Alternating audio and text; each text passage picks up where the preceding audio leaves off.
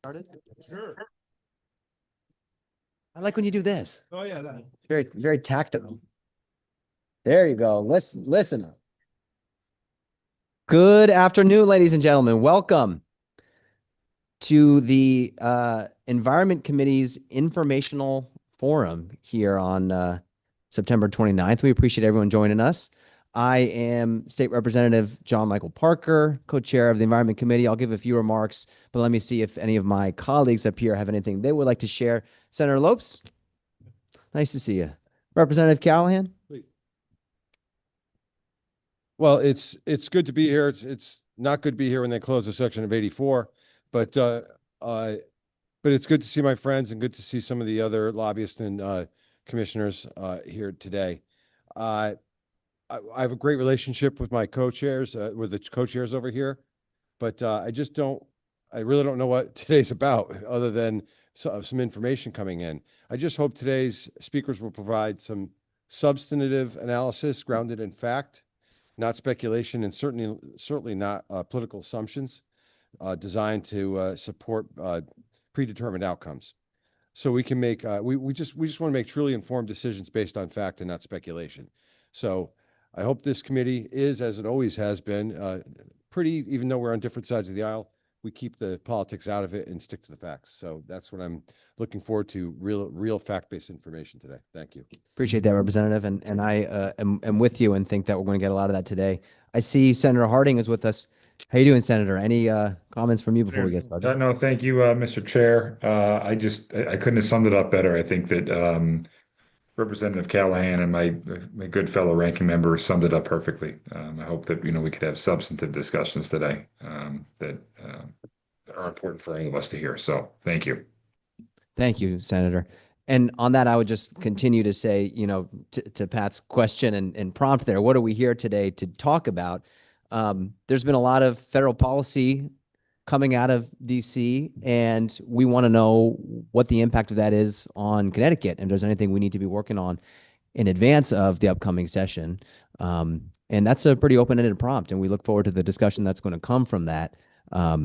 We decided that it would make sense to focus on a couple of different agencies. We're really focused on agencies and other close partners. So we picked just 4 people to hear from today. So we'll hear from the Department of Agriculture, we'll hear from the Green Bank, we'll hear from DEEP, we'll hear from the Ag Experiment Station, because we want to know, in the context of research, funding, policy, what's changed, what impacts are we seeing in Connecticut that we might want to get ahead of, and what opportunities might be opened up as well. This is an open conversation, and so we look forward to questions on that. I see a few of our colleagues are here with us online. We appreciate you, very much appreciate the folks that are in the room with us today too.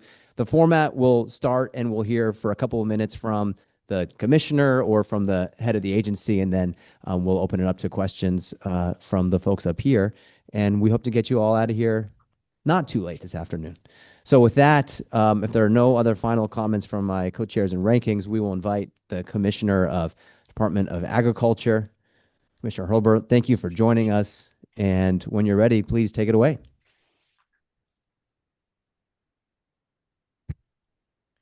Thank you, Mr. Chairman. Appreciate the opportunity to be here. For the record, I'm Brian Hurlburt. I'm the Commissioner of the Connecticut Department of Agriculture.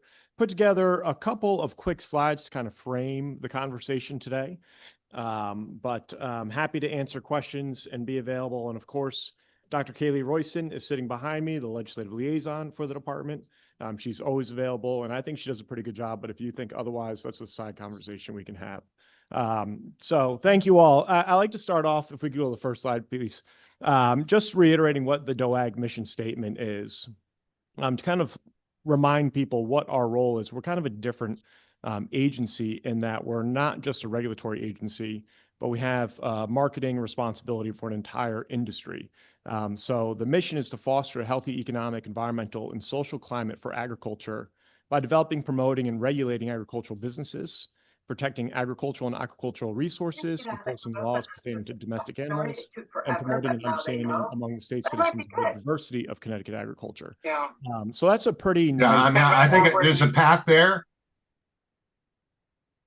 Representative Steinberg, please put yourself on mute. Nice to see you, sir. Great to hear from you, Representative Steinberg. But I think we're holding questions to the end. Appreciate that. On the next slide, just to give you a little bit about Connecticut agriculture, 5,000 farms generate $4 billion to the state's economy.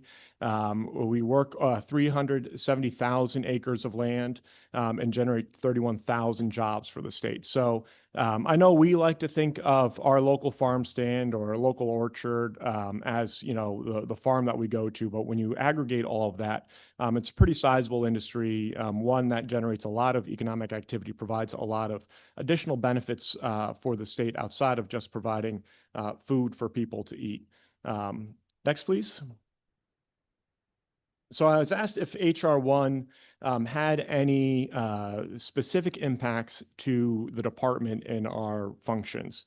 And it did not. There are a number of farm relief programs that were included in HR 1 that will go into effect in 2026, reflecting the 2025 crop year, but no direct funding or lack of funding for us. Over the past 9 months, the one program that has had a significant impact was the cut to the local food purchase agreement program, $3.7 million. That was planned money that was to come to the department. We did not have a contract for that, nor was it a clawback. So it was, I think it was in February or March, USDA canceled that extension or the reauthorization. So it's not that we're out money that we had. We were expecting it. We were developing contracts to that effect, but that was pulled back.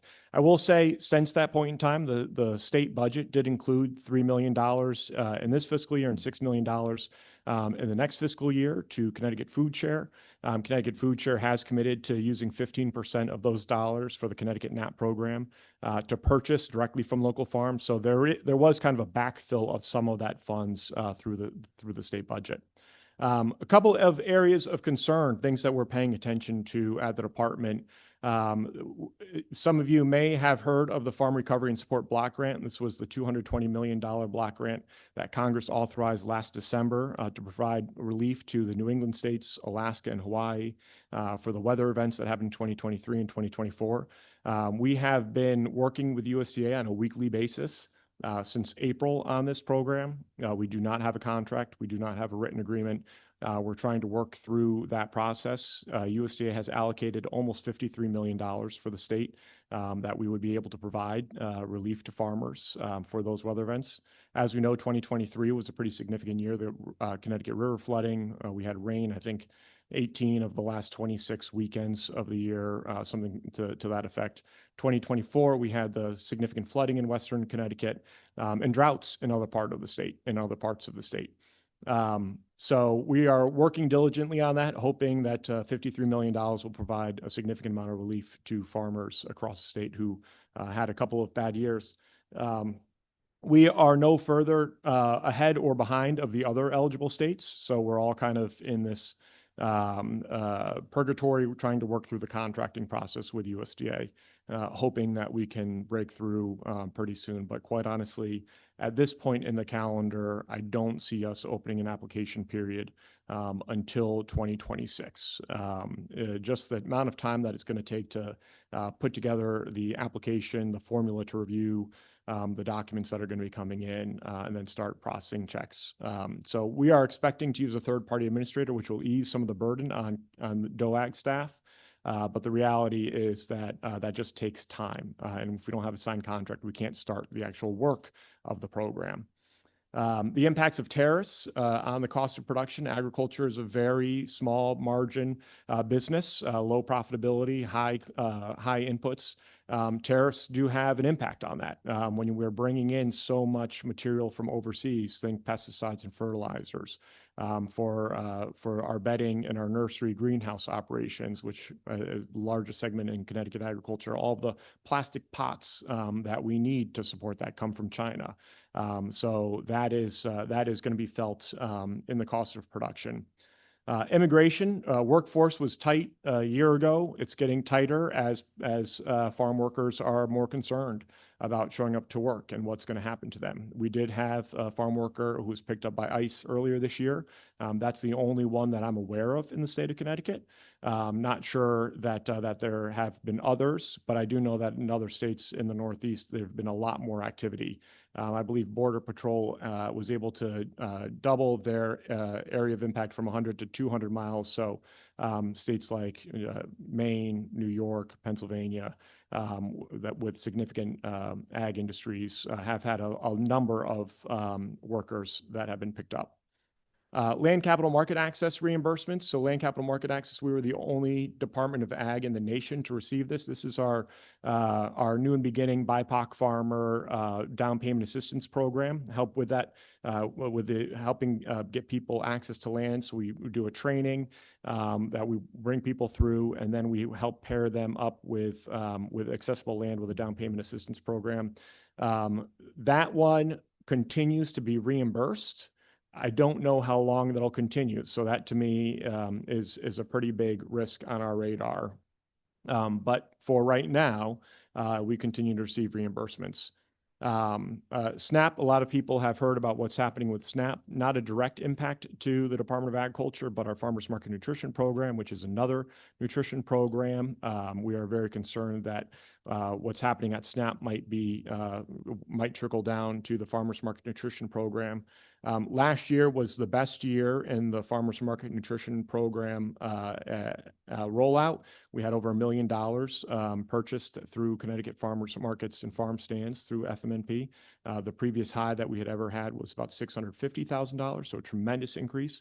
We are ahead of that this year with reimbursements.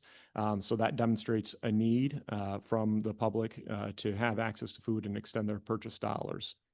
Organic cost share reimbursement grant, that is where we help farmers and food manufacturers with the cost of their organic certification. It's about a $40,000 program, kind of in limbo. We're not sure where that one will end up.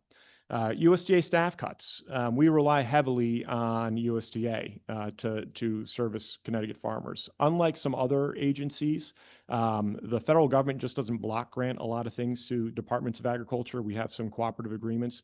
But for agriculture, there are 3 field offices in each state: the Farm Service Agency, the Natural Resource Conservation Services, and Rural Development. And so they do a lot of the direct farmer interaction through their field offices. So it's a little bit different of a model than some of the sister agencies. NRCS is down 31% on their staff. So just think about how much longer everything will take in order to move a contract forward or process a payment over there. So I think we're going to be hearing more from farmers that they're not getting service at NRCS, or who do they go to if they can't get service at NRCS.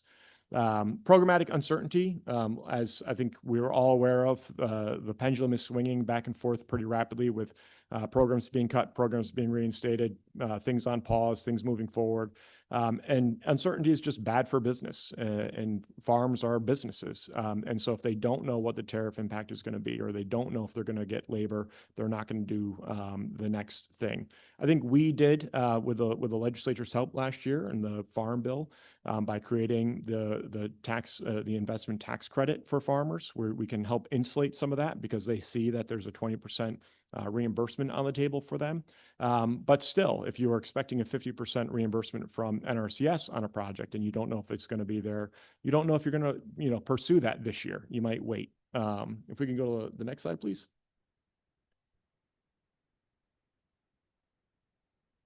It's not coming up. Oh, here we go. Thank you. And to that effort, the Rural Energy for America program, with the REAP program, that helps put solar on farms. That was up to a 50% cost share. It's down to a 25% cost share for the next application period. So we have seen fewer applications come in through that. And a partner organization, the Connecticut Resource Conservation Development, runs that program through or for USDA Rural Development in Connecticut. So we have a little bit more touch as to how that was impacted. Contract reimbursements are slow. And so if you're a nonprofit and you have a contract with NRCS or Rural Development, for instance, and you're holding on to that contract for 120, 150, 180 days, a lot of small nonprofits don't have the ability to float, a reimbursement for that long. So that's creating some pretty significant concerns out there. And then the last one to highlight is the USD or the high path avian influenza. As some of you may be familiar, we've had conversations about high path avian influenza in the poultry flocks in the state. Last year, we had high path avian influenza in dairy herds across the nation. There are significantly fewer veterinarians at USDA right now.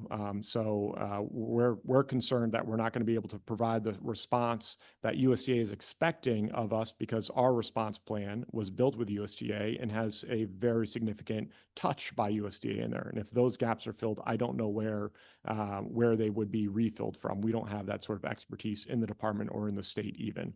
As the migratory patterns are starting to happen again, this is something that we're very concerned about how we would respond to if there's an outbreak in Connecticut.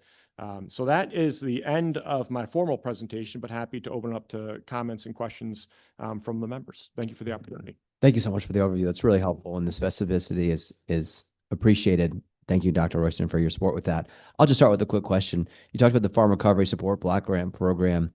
You said Connecticut accounts for 250 out of 250 million across the country. Are we that big of a share? No, Did I get the numbers wrong? 53 million. Sorry for the number. 53 million out of the 220 million that was That's available. a lot coming our way. It was only eligible. It is a lot. You're absolutely right, Mr. Chairman. It's only for the New England states, Alaska and Hawaii, Gotcha. not national. Okay.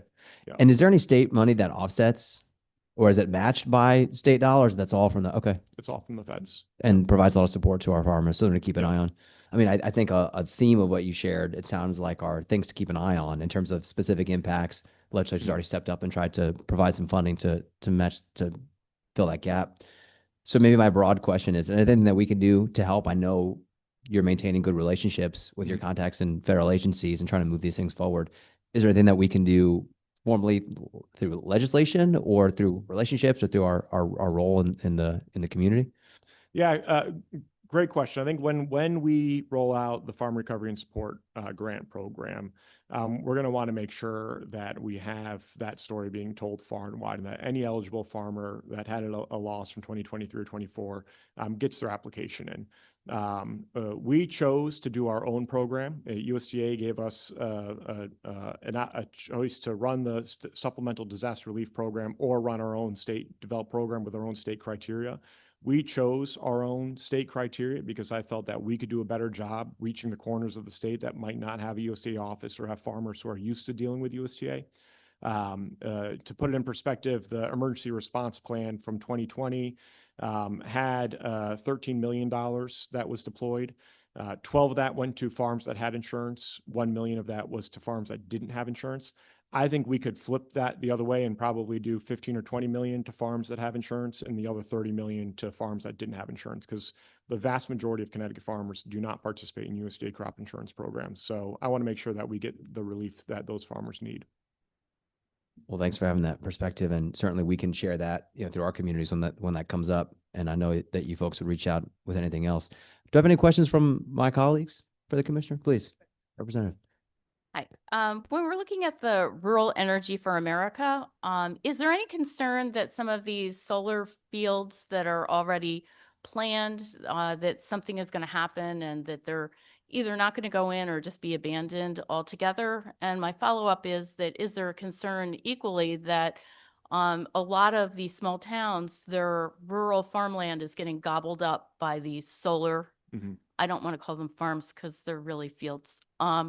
They're not growing anything there. I just wanted to know, is that on the radar at all? Because I know the towns that I represent, they are very concerned. So the REAP projects are for on-farm energy generation to offset farm consumption. So they're not the larger solar arrays that I think you're referring to. So this is really for a farm to do a standalone unit or put solar on a barn roof or something like that. But solar projects are expensive, as we're all well aware of. And so going from a 50% reimbursement to a 25% reimbursement does change the math for a farmer to consider whether or not it's the right time to do that project. It was, in all fairness, it was 25% before the IRA, and it rolled back when USDA repurposed IRA dollars. So I'm not sure exactly what that'll mean, because I think energy costs are of a significant concern on farms, as they are for a lot of other businesses.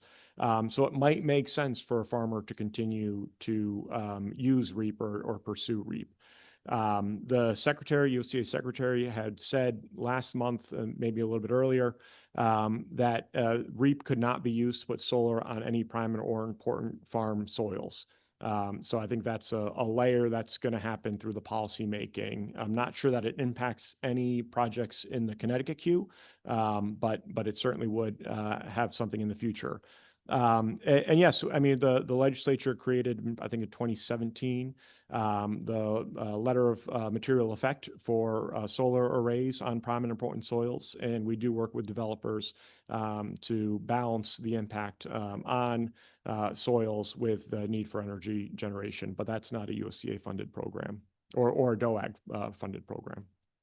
So I just want to get this correct. This particular funding will only go to places that already are on impervious surfaces.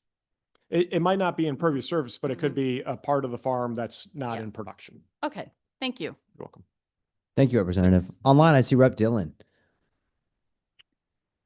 Good afternoon, Mr. Chairman, and thank you, Mr. Commissioner, for your thorough presentation. On the crop insurance, the shellfish are covered, or certain kinds of aspects of that by crop insurance. Are there any changes on the federal level that we should be paying attention to? Representative Dillon, I'm so happy that you asked about crop insurance, and looking forward to a detailed conversation over the next 4 hours as I go through what crop insurance means for Connecticut farmers. Quite honestly, I apologize for the question. no, it is a great question. And just for everybody's awareness, Connecticut farmers, for the most part, don't benefit from the sort of direct subsidies that a lot of Midwest farmers do, and they don't have the same crop insurance programs. So when a farm in Connecticut has 100% loss on production, they get about 25 to 30% of a payment from USDA, from the programs that USDA has. So it is, nowhere near coming up to the needs of the individual farm or that business unit. So it's a huge problem. But one of the challenges that we're having working through the Farm Recovery and Support Block Grant Program is the definition of what's an eligible crop, which we thought we'd be a little bit further along in the process with USDA on what an eligible crop is. But that's where we are. We're working diligently with them, have had a number of meetings around that topic, and hoping to break that through in the near future on that. But all states are having that same problem, so it's not a Connecticut problem necessarily, but it's still a problem. Just to clarify, but there was a statutory change in the Farm Bill 4 years ago, concerning coverage of certain kinds of shellfish at different stages. Are you saying that did not happen, or? I think it was more than 3 or 4 years ago. It was a couple farm bills ago when shellfish did receive the. Sorry, That's okay. minus the pandemic, right? Yes, it was. But we're 3 years overdue for a farm bill. That's how I know it wasn't 3 years ago.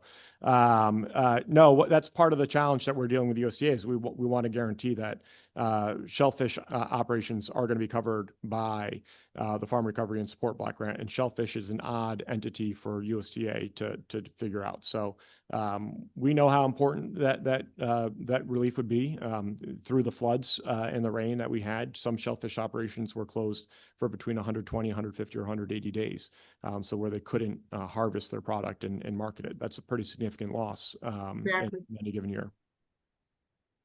Thank you, Representative. Thank you, Commissioner. I know we're conscious of schedules. Some of the people who are speaking today have other things they're working on this afternoon. So maybe just if we have one more question, we'll get 2 quick ones. Go ahead, Representative D'Amico, please. So thank you, Mr. Chair. Thank you, Commissioner, for the comprehensive presentation. At the very beginning, you talked about the local food purchase agreement program. I was unclear as to whether you said that was affected or was not affected by HR 1. And if you could just explain that like a brief explanation of Yep. it. I really appreciate it. It was not impacted by HR1. But earlier this year, USDA said that they would not be renewing the contracts that they had previously committed to. So that was a $3.7 million hit. Again, we didn't realize it. We didn't have the money. We didn't have a contract, but it was announced that USDA would be continuing the program at those levels in the Biden administration. Then the Trump administration said they would not be pursuing that. So it took a hit, but it didn't take a hit as a result of HR1. And could you just explain real briefly, and because I'm conscious of time as well, Mr. Chair, but how does that affect Connecticut, just in summary? Yeah. So the local food purchase agreement program was contracted from the State Department of Agriculture to different food hubs and food pantries around the state to purchase Connecticut grown products to distribute through their pantry networks. So it was over $6 million that we had the ability to support local organizations to buy directly from Connecticut farmers and then to distribute. We did over 1 million pounds of Connecticut grown product through the first iteration, just through food share. We had 8 contracts across the state. But it was a great program for Connecticut farmers because it gave them a guaranteed market, contractual relationship. And it was great for food share and the other nonprofits and pantries because they had access to local produce that they usually don't have access to. They usually have, shelf stable or longer term, vegetables that they can distribute. That's disappointing to hear, but I appreciate knowing about it. Thank you. Thank you. Thank you, Representative. Brett Piscopo. Thank you, Mr. Chairman. Thank you, Commissioner. Appreciate it. Can you help me with the SNAP program? It was on one of your slides. It was my understanding that the changes in SNAP were to eliminate sugary drinks and overprocessed foods, and that would logically turn the person to the farm markets and better nutrition foods. Do you have any documentation exactly what's being changed on that? Great question, Representative Piscopo. It's more of a DSS question. I just know that the eligibility has been shifting. You're right. Some states have chosen to pursue waivers to limit what SNAP can be purchased for. But it's a general my concern is that if the consumer doesn't know what their eligibility for SNAP is used at farmers markets, SNAP is used at farm stands, we might see a decrease in SNAP utilization through Connecticut farms. Thank you, Representative. Brett Bongburner, bring us home. Thank you, Mr. Chair, and it's great to see you, Commissioner. You too. Very much appreciate the slideshow presentation. We've had many conversations offline about the impacts of federal rescissions in particular. As Representative D'Amico was talking about with respect to the local food purchase assistance program and the very important farm to school program that the USDA has funded. What are the conversations that you're having now with food share? As you mentioned, a lot of our school districts that have loved the relationships that they've cultivated with our local farmers. And what role can Connecticut play in sort of easing the burden, but also maintaining kind of the sanctity of that program? Because it's one of the few that seem to be working really well. Yeah. We're great questions, great programs, both the local food for school program and the Connecticut Grown for Connecticut Kids program. Connecticut Grown through Connecticut Kids is run through the Department of Agriculture. Local food for schools is run through the State Department of Education. Last year's budget did include funding for both, the state funding for both, which is great. And so we will be announcing on Monday our first round of micro grant awards for the Connecticut Grown for Connecticut Kids program. Quick plug, if you guys are looking for something to do, next week is Connecticut Grown for Connecticut Kids Week. And so if you have a local school that's purchasing from Connecticut farms, that's a great way to stop in and see what they're doing and see how they're building that relationship in the community. I've got a couple stops around the state that I'll be checking out. I think my first one's in Old Saybrook, which is kind of your neck of the woods. But we do have some state dollars that can help with those. And I think, again, the question is, right now, I think we're okay. But as we've seen with the current administration, things change on a day-to-day basis. And I think it's really important for all of us to be paying attention to what happens. And then if courts intervene, what the final outcome is. But from the Connecticut Grown for Connecticut Kids program, because we have the level of state funding that we do, I think we're going to be okay with that program. Thank you, Commissioner. Thank you, Mr. Chair. Thanks, Representative. Thank you, everyone, for the questions. And Commissioner, thank you for being here. Thank you. Dr. Royston, thanks for being here too. Have a great day, folks, and keep in touch.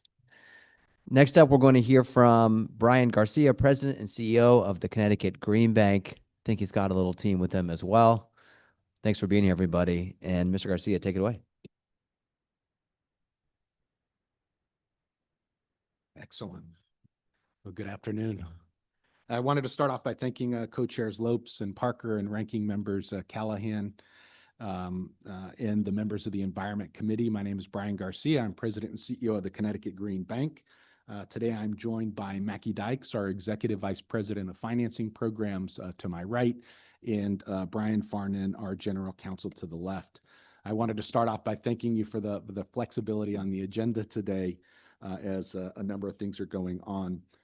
Our focus today is on two things. The first is the federal policy uncertainty with respect to the Inflation Reduction Act of 2022 and the One Big Beautiful Bill Act of 2025. And secondly, the Green Bank response to deliver results for Connecticut despite this changing environment. Let's go to the next slide. Within the changes to policy and programs at the federal level, I'm going to speak to the Greenhouse Gas Reduction Fund and its $14 billion National Clean Investment Fund, the NCIF, hopefully I don't use too many acronyms, and the $7 billion Solar for All programs. And Brian Farnan is going to speak to the investment tax credit changes for clean energy. Within the context of federal uncertainty, we will transition to what's the Green Bank doing about it. Our focus is to implement Connecticut public policy despite all of the federal uncertainty that we're living in. Mackie Dykes will speak about our solar and storage efforts for affordable multifamily properties and schools, and I will provide an overview of our electric school bus activity in environmental justice communities and wrap up on Connecticut considerations. Let's go ahead and go 2 slides forward. One more. All right, great.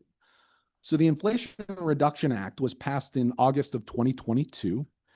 No Republicans voted for it, and Vice President Harris had to make the tie-breaking vote for it to pass. Included within the IRA was the single largest investment in climate change in the history of the U.S. government, the $27 billion Greenhouse Gas Reduction Fund, which was modeled after the Connecticut Green Bank. I can tell you where I was when I heard the news that Senators Schumer and Manchin had reached agreement on President Biden's Build Back Better policy. It was an exciting moment to see Connecticut policy success be replicated in our country. In the ITC for solar was slated to end in 2023, but under the IRA, it was extended through 2032, and it even included adders for energy communities, for example, communities like Bridgeport, low-income communities, and projects that included domestic content. So those were additional adders. The IRA created investment tax credits for nuclear, green hydrogen, zero-emission vehicles, and storage.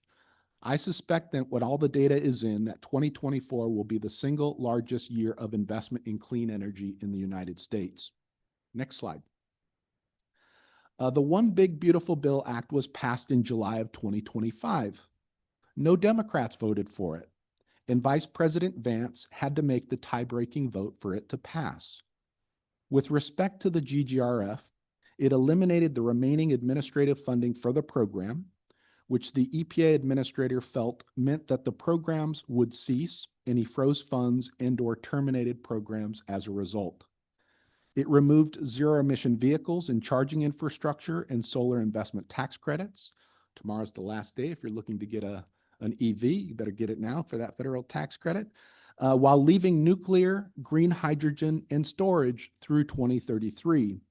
And it also included fuel cells, which weren't included over the long term in the IRA. The lack of bipartisanship in Washington, D.C. is not what we have here in Connecticut, which is what we saw with the bipartisan passage of Public Act 25-173. Next slide. Of the near $14 billion available for up to 3 awardees for the National Clean Investment Fund, the Connecticut Green Bank was part of the $5 billion winning award to the Coalition for Green Capital. The Green Bank was one of 18 financial assistance subrecipients, or states, that were part of the winning application. We received nearly $94 million, which went into an account under our name at Citibank, but was frozen by the EPA in March of this year. Of the 94 million, about 41 million was for projects in Connecticut in support of various public policies, including Public Act 22-25, Connecticut's Clean Air Act, Connecticut General Statutes 16-244Z in support of the Residential Renewable Energy Solutions, Non-Residential Renewable Energy Solutions, and the Shared Clean Energy Facilities Program. Public Act 2148, Section 2, which I constantly thank Senator Lopes on, which actually brings renters from affordable housing into the clean energy marketplace. We're going to talk about that specifically today. Public Act 2153, which established a storage target for our state, and Public Act 21-115, which expanded the scope of the Connecticut Green Bank to include environmental infrastructure. The Green Bank also wanted to support other New England partners within the proposal, so we adopted New Hampshire. And because of our state's strong relationships with Puerto Rico, we wanted to support them as well. I should note that the governor has appointed me to join the Connecticut-Puerto Rico Trade Commission. We have a lot to learn from each other. Investing these federal resources in support of the implementation of Connecticut policies had several federal requirements, including investing in low-income and disadvantaged communities, or similar to what we call CRA eligible, Community Reinvestment Act eligible communities, which we define under Public Act 20-05 that passed in the special session in the fall of 2020. Supporting labor through Davis-Bacon and Build America, Buy America provisions, and private capital mobilization, which is right in line with what the Green Bank does all the time. This funding is frozen and in lawsuits, currently heading to the en banc of the DC Circuit, which is a rare administrative procedure where all active judges in the U.S. Court of Appeals for the DC Circuit hear a case rather than a 3-judge panel, which recently overruled a prior DC court decision. Next slide. Of the $7 billion available for up to 60 awardees through Solar for All, the Connecticut Green Bank was part of the winning application submitted by the Department of Energy and Environmental Protection called Project Sunbridge. In support of Senator Lopes-led policy in Public Act 21-48, Section 2, our priority is to ensure that renters residing within multifamily affordable housing receive the benefits that clean energy provides: energy affordability, energy security. Investing these federal resources in support of the implementation of Connecticut public policies had several federal requirements, including, again, investing in low-income and disadvantaged communities, delivering no less than 20% reduction in electricity costs. Funding for this program was terminated in August, and the awardees are each undergoing various approaches to maintain their awards. Let me now turn the slides over to Brian Farnan to discuss the policy uncertainty as it applies to the investment tax credits. So overall, the clean energy industry has not fared well under this new legislation. Solar and wind in particular were hit hard by new deadlines and restrictions as it relates to the investments tax credit. So when you think of this ITC, investment tax credit, think of that as a way for companies to be able to lower their federal tax liability. So it brings down the cost of the overall deployment of a clean energy resource. Homeowners are also being hit hard because after this year, homeowners cannot get the 30% residential tax credit for solar equipment or for geothermal. And there is this third-party option. So when you hear a term like power purchase agreement or a solar lease, that will continue. That investment tax credit will continue for some additional timing. There are some bright spots, though. You think of standalone storage and fuel cells. Obviously, fuel cells are very important to the state of Connecticut. We have manufacturing hubs for fuel cells, and there's also not restrictions on the use of, say, for natural gas for those fuel cells. And starting after this year, they will get a 30% investment tax credit that's available to them. So that's some good news. So while there is some positive news, overall, the legislation, generally speaking, for the clean energy sector, especially solar and wind, is not great, and we have some significant hurdles. So we go to the next slide. So the thing I would really want to focus on here is these new what are called FEOC rules. So FEOC means foreign entities of concern, and these rules bar projects from receiving any investment tax credit if they rely too heavily on equipment from certain countries, particularly China. And to qualify, at least 40% of the solar components and 55% of a storage component must come from a non-FEOC source. So the reality is, the problem today is that much of our global supply chain, especially for solar and storage, is very deeply tied to China. So that makes meeting these thresholds in condition, when you put that in connection with also the investment tax credits going away and being sunsetted, and you're adding on this additional layer of FEOC requirements, it creates a fair amount of uncertainty and risk for developers and investors. Adding to this, there is a new IRS guidance that deals with safe harboring. So to qualify for the investment tax credit, you have to safe harbor. You basically have to do a certain amount of the project to come under that deadline. So there used to be kind of a general like 5% rule. You spend 5% towards the project, you qualify for that safe harbor. The requirements now are much stricter, and that's causing some kind of delays and uncertainty in the market also. So to summarize, with the bill, clean energy industry overall has taken a step back. Solar and wind in particular have been weakened. Homeowners have lost this incentive for if they put solar on directly, not through a third party. And there have been some benefits for storage and fuel cells, but they're still dealing with this FEOC concern, which makes getting their access to that investment tax credit a little bit harder. So that's overall the state of the clean energy market. Thank you. Excellent. Thank you, Brian. So let's go to the next slide. So if there's something that we want you to take from all of this, is that despite all of the uncertainty that's going on, what we're certain of is that we are super focused on implementing the public policies of the state of Connecticut. So our response is focused specifically on that. Let's go ahead and go to the next slide. So under the $63 million award, we were supporting Public Act 2148, as I noted, affordable housing inclusion in the Residential Renewable Energy Solutions Program, as well as battery storage through Public Act 2153. Mackey's going to talk to us about how we're responding to this in his remarks. The National Clean Energy Fund Investment Fund under the $93 million award, of which about $41 million is for Connecticut. We are supporting schools and towns, which supports Connecticut General Statute CGS 16-244Z, or the NRES, and the battery storage program under Public Act 2153. Mackey's also going to be covering what we're doing being faced with that. And then supporting Public Act 22-25 to benefit school children and public health through zero emission vehicles. I'm going to give a quick overview of what we're working on there. So let me turn it to Mackey, and he'll walk us through what we're doing to respond.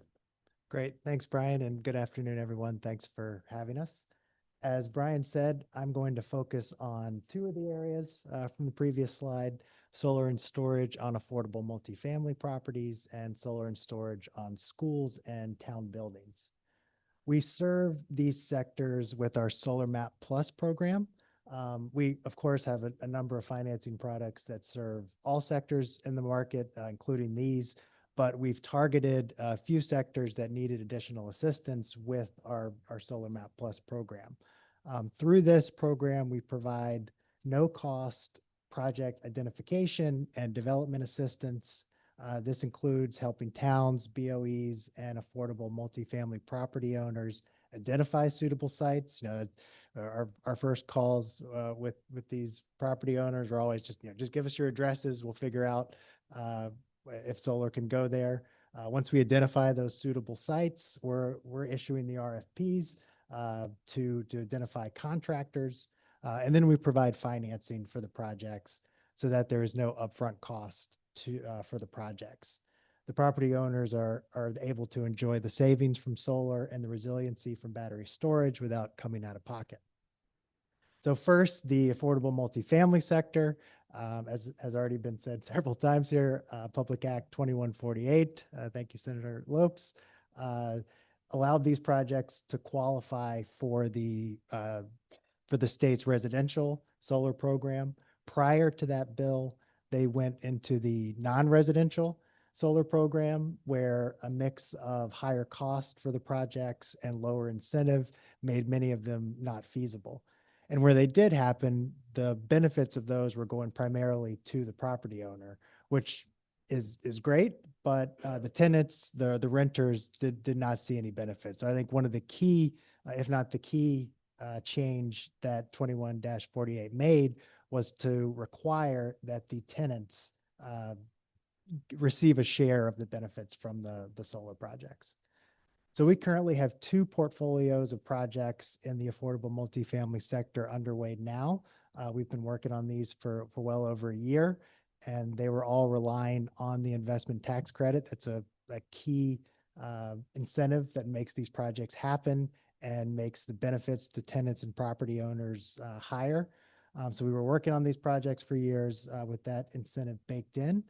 The first portfolio is on the screen here. I won't read off all the individual numbers, but at a high level, this was 8 projects for just over 2 megawatts. In total, 473 units across all these properties would be receiving an average of $363 a year in savings on their electric bill. Next slide, please. Our second portfolio was a little larger. It was 11 projects for a total of 2.3 megawatts, where these are a little earlier in the development cycle, so I don't have savings numbers for these yet. But ultimately, we're looking at 570 units that will see reductions on their electric bills. Next slide. Switching to municipal and school projects, we're currently working with Branford, Bloomfield, and Bridgeport. You had to begin with a B to be in this one. We'll work our way through the alphabet. These are in the RFP phase, and we currently only have estimated numbers for Bridgeport, which see just over 1.5 million in savings from these projects. We have a long history over the last few years through the Solar Map Plus program and helping schools and BOEs get projects done. We've done dozens of projects with many municipalities. I'm just focusing here on the ones we currently have underway that could see impacts from the changes that both Brian's talked about. So quickly, next slide. What we're doing to try to avoid or at least make sure we're maximizing and capturing the full benefits that we planned on for these projects, so that the tenants, the towns are getting as much benefit as possible. We are, as Brian Farnan talked about, there are ways to quote unquote safe harbor projects so that you're capturing the full investment tax credit prior to the decreases in some of the fiat provisions that he mentioned coming into play. There's a lot of uncertainty around what those provisions will look like, what the cost will be. None of that had been factored into these projects. So the Green Bank is taking on a little more risk than we typically would. We're spending money earlier in these projects to make sure that, again, the full benefit that the property owners and tenants were expecting would be realized. So of nearly 50 million in projects that we're working on now, you'll see there's a large chunk there for the state of Connecticut that we're also doing that I didn't talk about. We're going to spend 6 million before the end of the year so that we can capture those full benefits. And that, that's money we would have spent anyway if the projects move forward. But we just have to spend it a little earlier before the projects are sort of de-risked through a normal development process. But we just don't have time for that normal process to play out and get the things done we like to get done before spending money like that. But again, we just feel like these property owners they've signed up for a certain amount of benefit. We want to make sure that we're delivering that. Excellent. Great. Thank you, Mackie. Let's go to the next slide. So continuing on in support of Connecticut's Clean Air Act, the Green Bank is working to unlock investment in zero emission school buses with the focus on environmental justice communities. There are a number of federal and state grant funds for zero emission school buses and charging infrastructure that we're working to tie together. One of our goals over time is that the total cost of ownership of zero emission school buses is that they are less than conventional fossil fuel buses. That is to say that the per vehicle mile costs of electric school buses is lower than that of fossil fuels. That is our focus. We ran an RFP in the winter that helped us identify 3 communities for electric school buses, Hartford, East Hartford, and Branford. Each of these partners, albeit Autumn, DATCO, and Zoom, each have different business models. So we're learning how the private markets work so that we can work hard to identify additional investment to support the achievement of the policy. Nearly 80 electric school buses with bidirectional charging infrastructure will be supported through these projects. Let's go forward 2 slides. All right, so just as we kind of wrap up here, so just a few thoughts. The first is, as you can hear, we are, in spite of what's going on at the national level, we are focused on implementing our policies here in the state of Connecticut. That is first and foremost. You all have advanced bipartisan policies. They're all listed here. We're always going to be motivated by that. That is our focus versus the changes that we're seeing with respect to renewables at the national level, despite supporting fossil fuels. So we are super focused on implementing Connecticut's policies. The second is ensuring that low to moderate income families, including renters and distressed communities, have easy and affordable access to capital to benefit from the green economy. That's our priority. That's a priority in a number of policies, from Public Act 2005 to Public Act 2553 to you name it. You all are telling us that it's important that we bring along everybody in this green energy economy, and it's exemplified in the comprehensive plan of the Connecticut Green Bank. Stabilizing the green economy in a time of this uncertainty, we bring stability to the economy, to environmental protection, to energy for our families and businesses by mobilizing private investment. We are now in our 14th year. We're about to wrap up our audit for fiscal year 25. We have invested some $460 million that has unlocked $2.7 billion into our green economy here in Connecticut. We're getting $6 of private funding to every $1 of green bank funding. That has led to the deployment of over 700 megawatts of clean energy in our state that is benefiting families and businesses. We know that investment creates jobs, creates tax revenues. The production of those clean energy systems cleans our air and therefore improves our public health. And all the while, we're ensuring that our vulnerable communities are receiving this benefit of public and private investment. And just in terms of leading the way, we are very focused on continuing our history of leading in this way. Connecticut, as Brian often says, punches above its weight when we look to other states in this country. And I fully believe that we are setting an example for how to unlock and mobilize private investment in our green economy to achieve all of your very ambitious public policy goals and objectives. So I think that is our last slide, and we are happy to take questions. Thank you. Thank you, Mr. Garcia, Mr. Farnan, Mr. Dykes. I learned a lot, including that one day I aspire to be Rick Lopes when I grow up.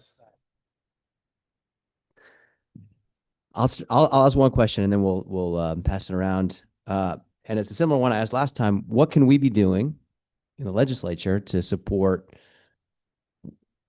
What I hear from what you talked about was that there are some significant federal shifts that are impacting the investments that are possible. Those might be a little bit beyond our control.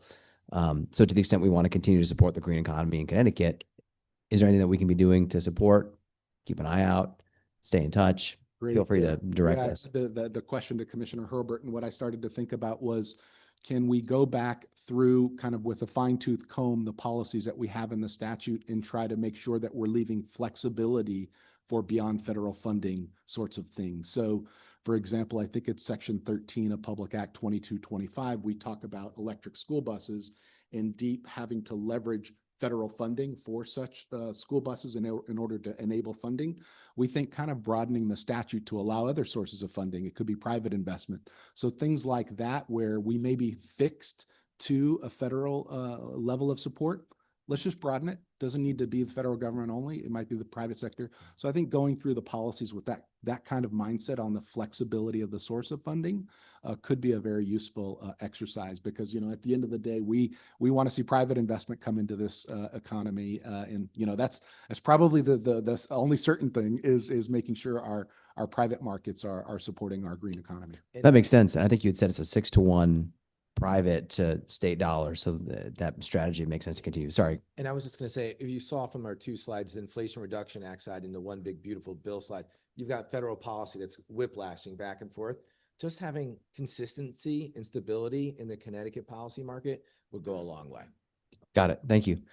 Representative O'Day. Thank you, Mr. Chairman. Thank you very much for your presentation. Brian, good to see you. See you. First time in a couple of decades, I'm not coaching youth football against Fairfield, but And for the record, they always beat us, so it's not an easy moment. First, can we get a copy of all the slides? I don't know if I missed it, but I would love to get copies of all these slides. They're fantastic. And, you know, leveraging the private money into the green economy, I think is the key. And I know Commissioner Dykes, my hope is that all the incentives for solar include the storage, because I think without the storage, we're wasting our money and our time, quite frankly. And I will share with the committee, I got a Tesla. It was the cheapest car I could find, believe it or not. So I took advantage of the $7,500 tax credit that's going away tomorrow. But you know what I found out? And the amazing app tells you what you save versus gas. Well, guess what? I'm spending more money in electric costs than I would have in gas. I'm happy to share it with you all. And that's even utilizing, not as often as I'd like, but the stations here in the Capitol, which we don't get charged for. And I still spend more money than I would have if I used a gas car, which I think is problematic. But in any event, so that's why I think the answer key is having the residential solar with battery storage. Is the Green Bank, and I saw that when you were fitting out those projects in our underserved communities, did that include battery storage for those solars? Great question. First of all, we got to get you solar so we can get that electric rate lower for you, so it could be cheaper than gas. So a number of the projects that Mackie talked about are working to install storage alongside solar. We 100% agree with you that the future of solar in Connecticut is solar with storage. We need to put a brain on solar power. And why is that important? From a user's perspective, a homeowner who's installing solar, they're going to receive the energy savings benefits to it. They're also going to receive the energy security benefit. In the event the grid goes out, they're still going to be powered up. We want to see your Tesla be able to be plugged in to serve as a backup. So we're actually working through the regulatory process right now on the implementation of Public Act 2153, where we are suggesting that vehicles, school buses, be able to be plugged in the event of a grid outage, while also dispatching during peak demand. So the second thing that's important on solar and storage, beyond the participant, the homeowner, is that underneath this Public Act 2153, we implement with the utilities, the Connecticut Green Bank, a program called Energy Storage Solutions, which is intended to pair solar with storage, so that not only is the homeowner receiving the grid outage benefits of storage, but the utilities are able to dispatch the power that's being stored in batteries during peak periods of time, so that all ratepayers can benefit, so that we actually reduce peak demand in summer and winter periods, which reduces electric rates on all ratepayers. So we're working really hard on that. I think the challenge is that for Connecticut, the battery storage costs are significant. The installed costs are high. Knock on wood, we haven't had a major natural disaster since, that's taken the grid out since Tropical Storm Isaias. So it's not on the conscience of people who are doing solar. But it's really important that in the future we get the dispatchability right for solar and storage, so that we can reduce cost on all ratepayers, reduce net metering costs, all those sorts of things, because that's the true value of solar is bringing that storage element to it. It's either going to be that on-site storage system that gets installed, or your 75 kilowatt hours that's coming from your Tesla that's going to dispatch and help all residents on the grid. And although I've got a ton of questions, but I'll just have one more on the, and I'll reach out. I know I got Brian, your contact information, because I really would love to talk more about this on a timeline and how long we are away from that goal. The slide where it talked about the savings of $363 per tenant per year for the first 8 projects, and then you went into 11 projects and the savings. How many tenants is that, and at what cost? In other words, I love the fact that we're saving tenants $363 per year, but at what cost? Does it cost us $1,000 per year to give them that savings, whereas we would be better off giving them more tax credits or something other than that? Or is it overall savings to the net? In other words, are we spending more to save that $363 per tenant than it actually is giving them? If that makes sense. Like, what does that $360 a year savings cost us? If that makes sense.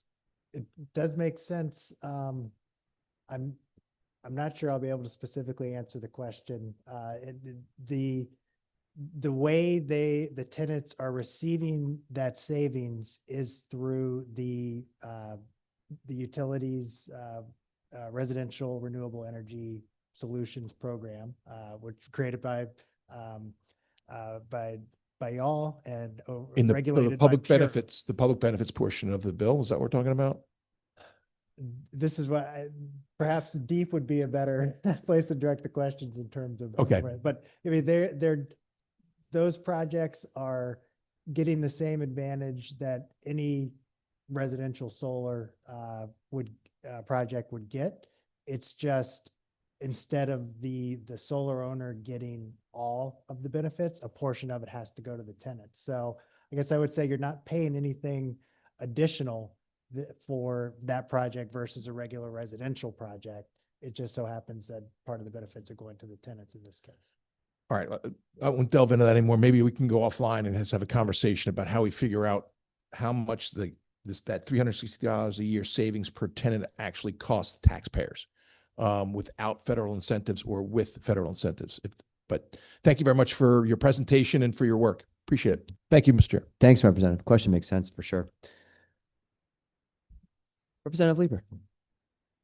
Thanks, Mr. Chair. I just want to ask a clarifying question based on my good colleague from New Canaan. The energy saving or storage solutions program is up and running right now, and consumers across Connecticut can take advantage of that program. Is that correct? That's correct. And so you have currently an incentive to put storage in your home if you have solar, and the utilities pay the consumer every time they draw electricity out of it to peak shave, for example, on a hot summer evening. And that is partly how you pay for the storage. Is that correct? That's correct. Yeah. Let me Yeah. keep going, and I'll give detail on. Yeah. And then currently there's also an incentive to help offset the cost of installation. Is that federally subsidized right now, or are we doing that at the state level? Great question. Okay, so lots of things to unpack there. Sorry. So no, energy storage solutions for, let's talk about the residential customer, and we're happy to get into the commercial customers too, although they're running into interconnection barriers, and that's really where lots of the benefits are locked. But on the residential side, we offer an upfront incentive intended to bring down the cost of those systems, and an ongoing performance-based incentive that allows the utilities to actively dispatch those systems so that you create performance over time.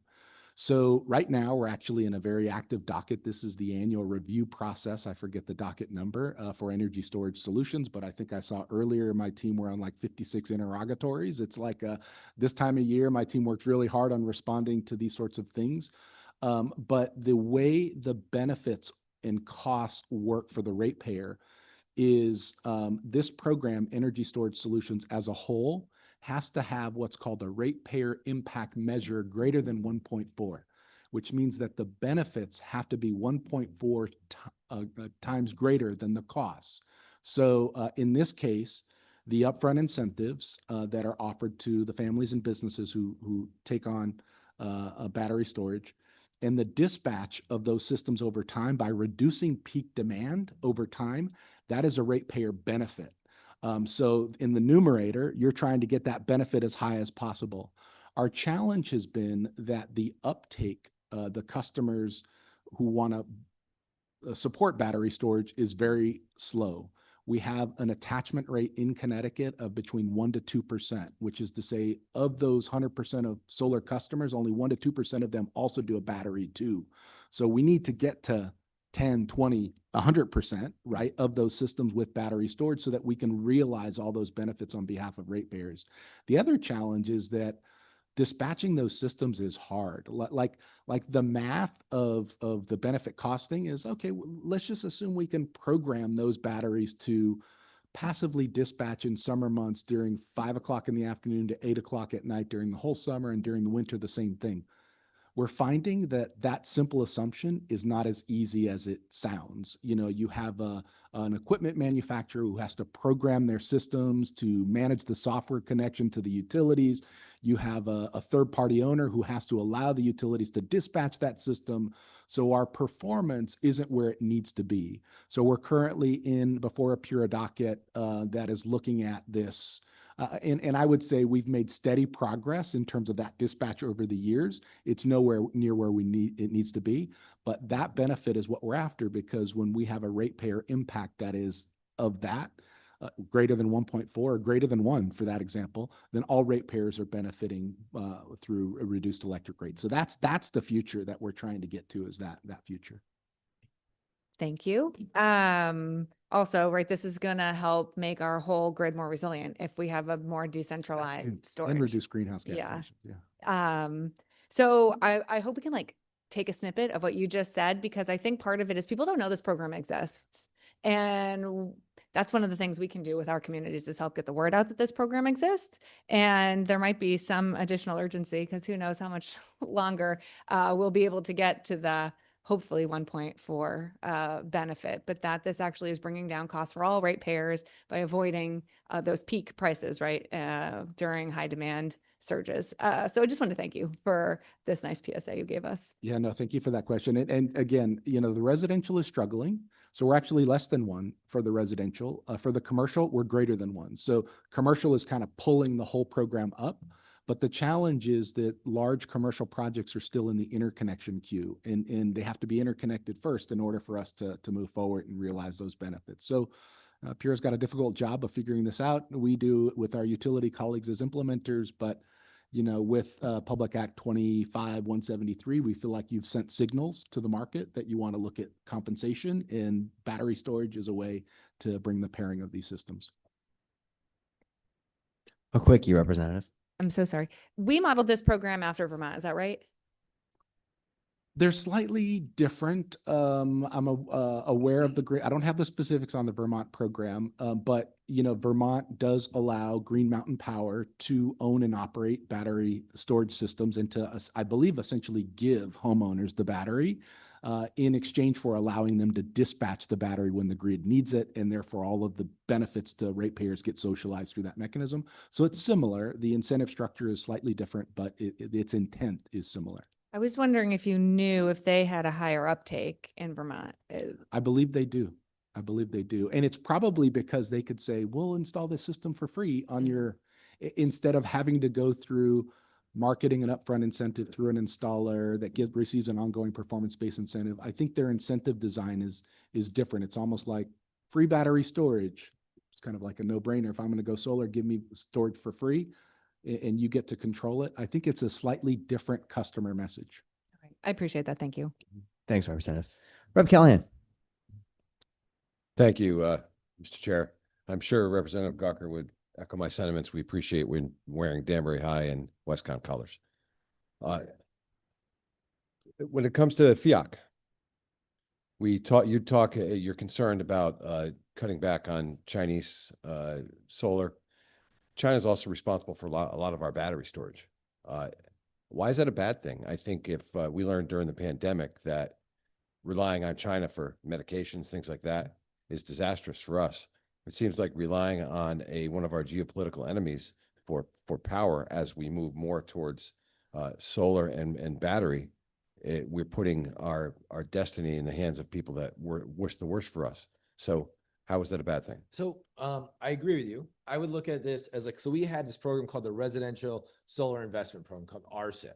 And the RSIP program was about bringing down incentives over time and giving clear signals to the market so the market could adjust. So my only pushback on FIAC and also some of the changes that occurred with the investment tax credit is that it was almost like the rug was taken out from underneath their feet. And that I think if I was king for a day, I would say, okay, let's move towards this FIAC system, or let's if you want to abolish the federal investment tax credit or expedite it ending, that's fine. But I think they should have done it over a gradual period of time so the market could have adjusted to it. Because when you take away the tax credit and then add this additional FIAC responsibility all in a very short period of time, I don't think the market was in a position to respond quickly. Those are probably my personal opinions, if anything. I guess I would add is I think the intentions of both administrations was the same. It's just that they went about it in very different policy ways. So President Biden offered additional tax credit incentive adders for domestic content, as an example. So you get, rather than 30%, you get 40%. So there's a little bit more of a kicker.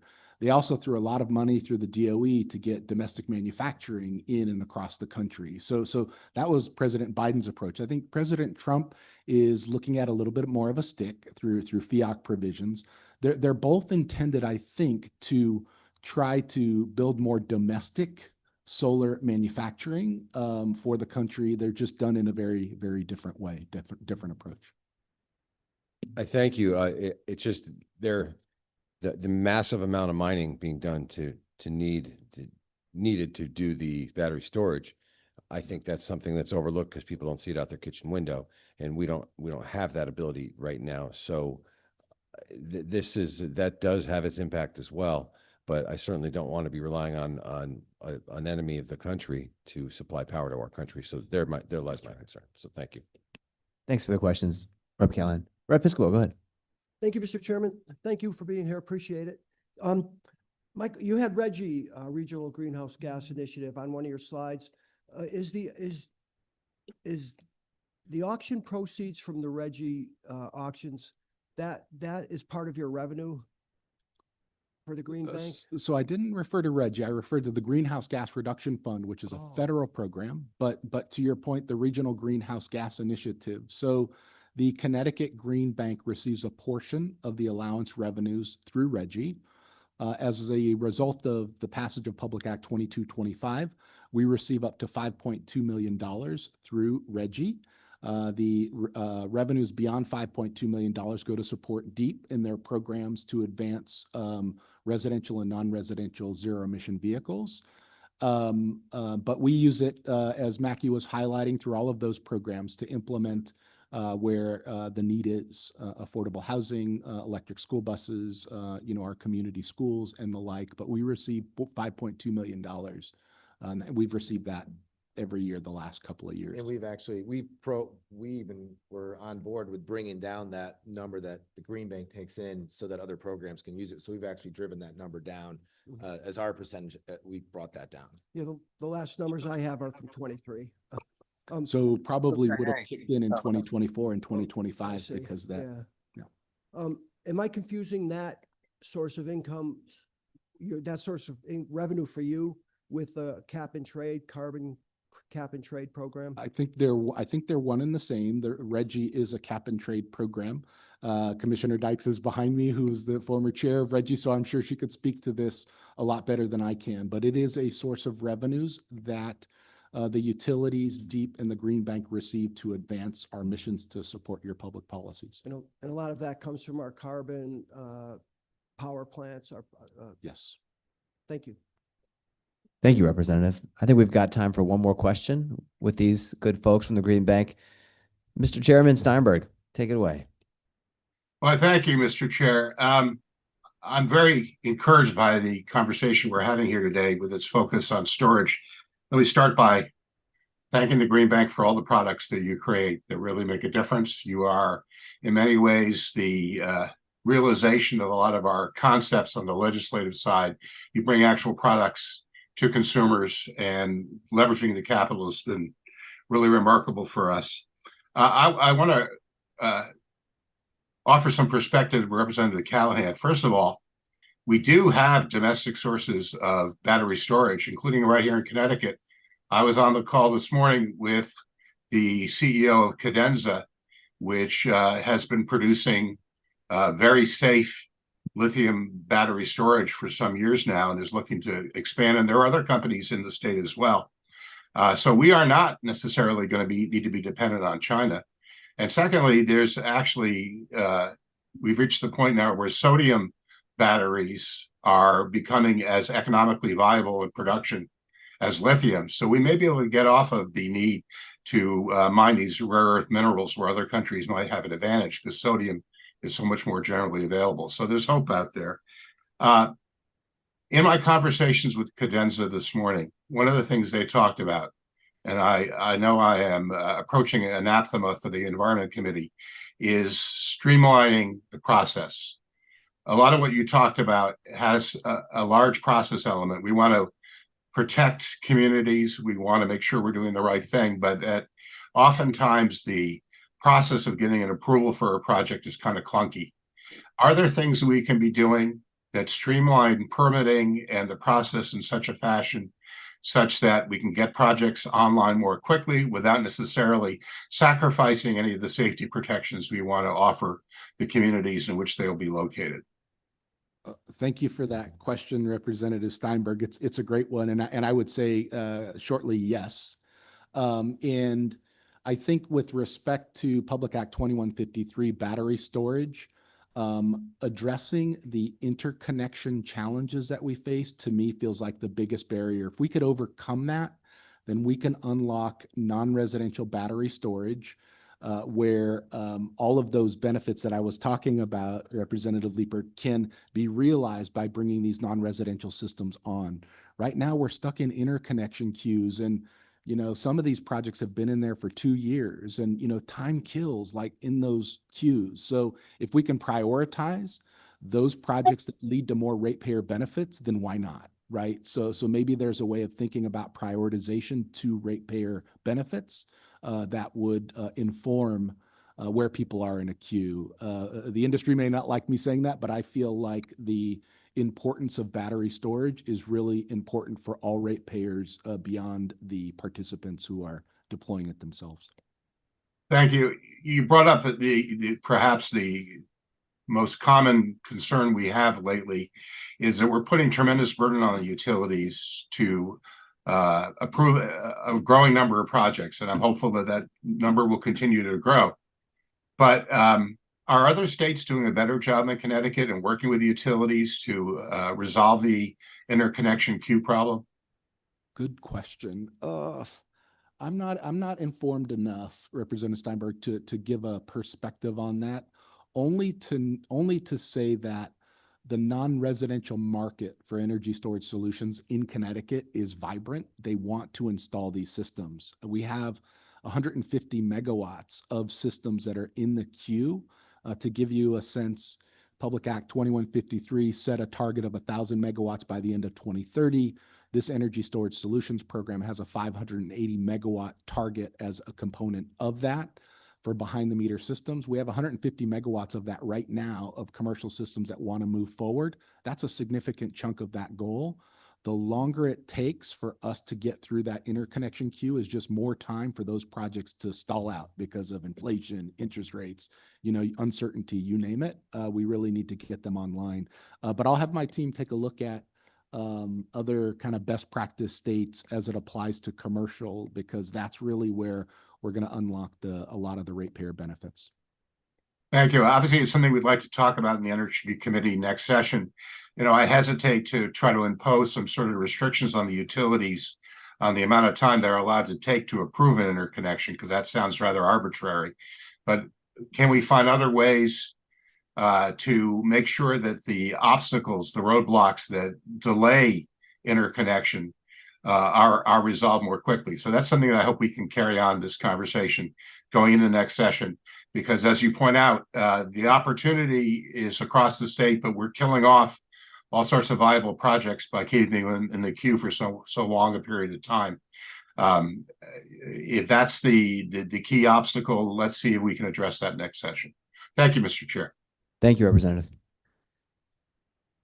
Thank you. If you wanted to have a quick response, I don't. So I was like, should I? So some of the projects, just to give you a sense, I mean, there are many of them on the non-residential side for battery storage, but some that come to mind are with local community retailers like Walmart and Home Depot.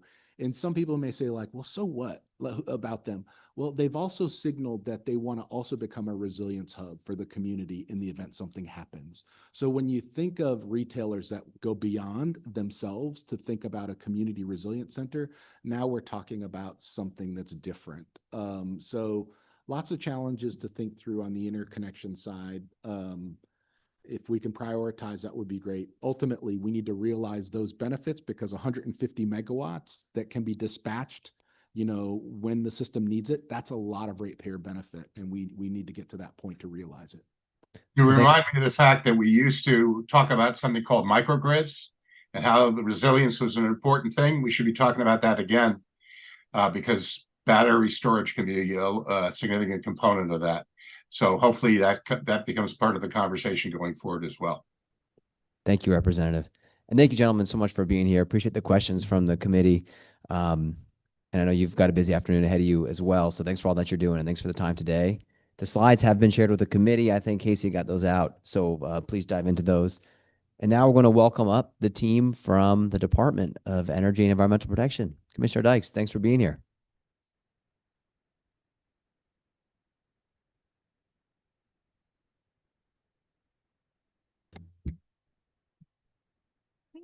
Good afternoon.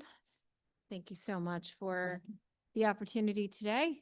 Katie Dykes, Commissioner Deep. We've got our team of deputies here who will introduce themselves as we have questions. We have a massive slide deck. Sorry. And I'm going to set a timer and not go long because this is sort of an appetizer plate, and we'll sample a few of the flavors here, and then we can go into more detail on any of the topics that have interest.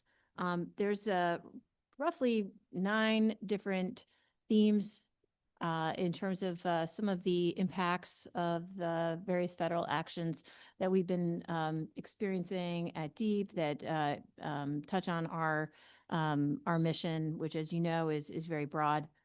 So if we'll just advance through the slides, the next slide speaks, of course, to the big changes in the One Big Beautiful Bill, primarily to the federal tax credit availability. And you've already heard presenters talk about that.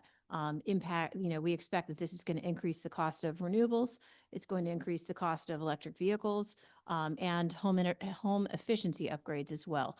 Some of those HVAC and weatherization tax credits are perhaps a little lesser known than the EV tax credits that phase out in a day, but those will be phasing out starting the end of next year. So we'll speak to some of that as well. The bill did continue tax credits for nuclear. That's not on the slide. There's considered also hydrogen, energy storage, and geothermal got some reprieve, so we'll speak to that as well. The second theme is tariff impacts.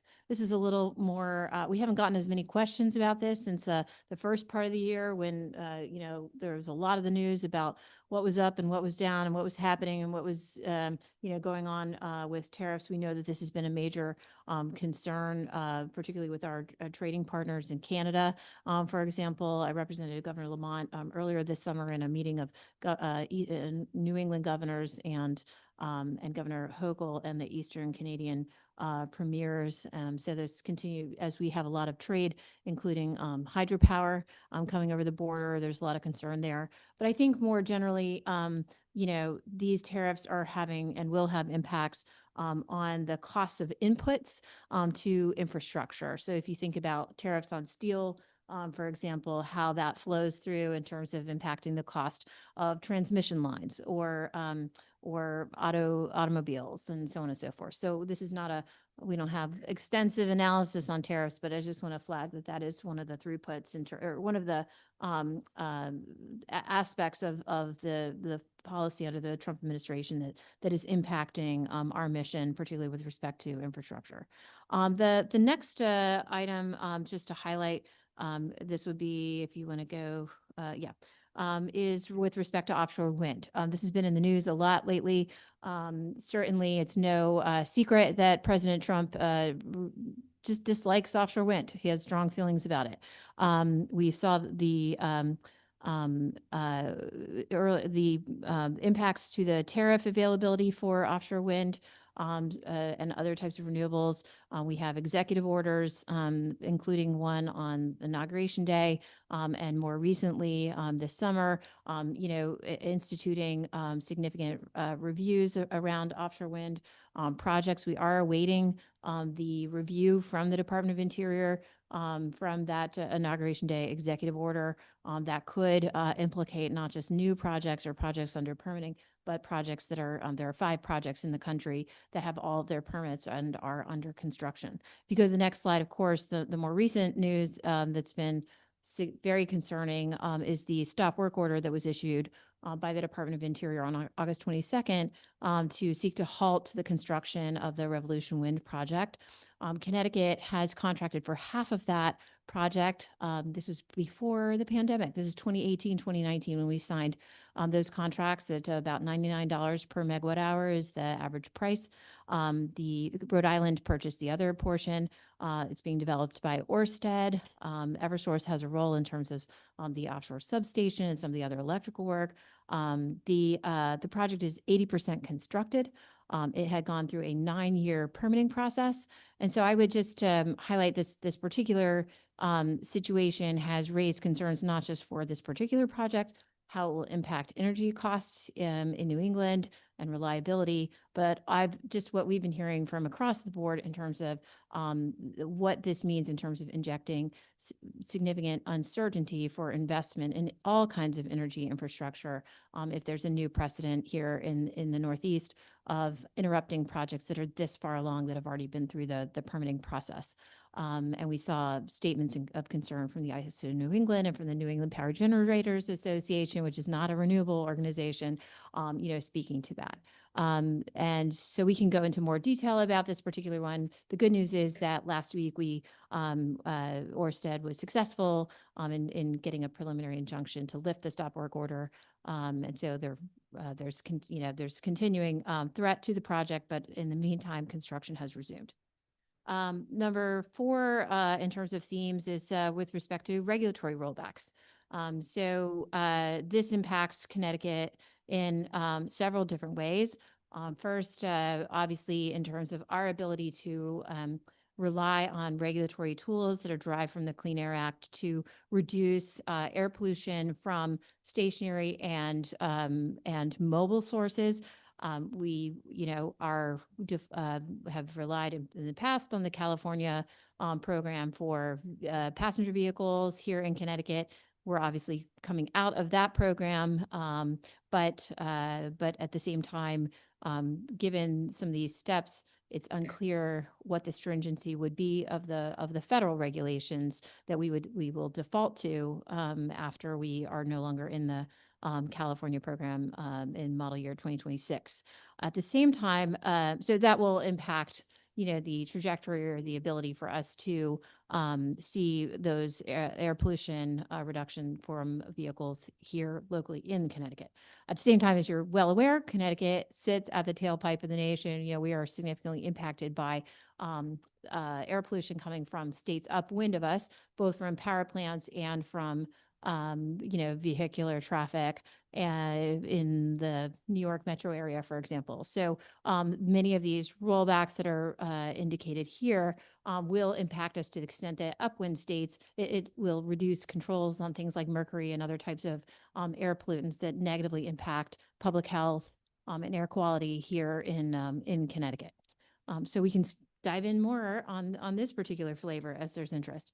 The fifth theme that if you go to the next slide, I think that Commissioner Hurlbert talked about this, the reorganization and the staffing reductions in key federal agencies also has an impact on DEEP's ability to pursue and implement our programs. We work very closely with our federal partners at EPA and NOAA, the Army Corps, Department of Energy. This range and FEMA is another one to note. This kind of the impacts are across a spectrum from having access to key data sets and monitoring, for example, that NOAA does in terms of baseline science and information that we rely upon for everything from emergency response and disaster recovery to regulatory programs. In some cases, we are relying on our federal partners. They have important permitting roles that are adjacent to and integrated with permitting that we are responsible for. So there's a whole kind of range of different impacts and implications of this. Of course, we're perhaps on the eve of a federal shutdown. So, I will note that, DEEP, like all the state agencies, we are, working closely with Governor's Office and OPM on those kinds of implications. So, but 20%, just a good thing to be aware of is there's a significant portion of DEEP's budget for our staffing to implement programs. Many of the programs and permits that we issue are, we do that. We've been delegated the authority from the federal government to issue permits here at the local level. And so we get funding from the feds in order to do that. That's baseline funding, and it's a significant portion of a meaningful portion of DEEP's budget. All right, 6 is federal grants. This is also, if you maybe jump ahead to slide 13. Sorry, this is where it's going to get a little out of sequence.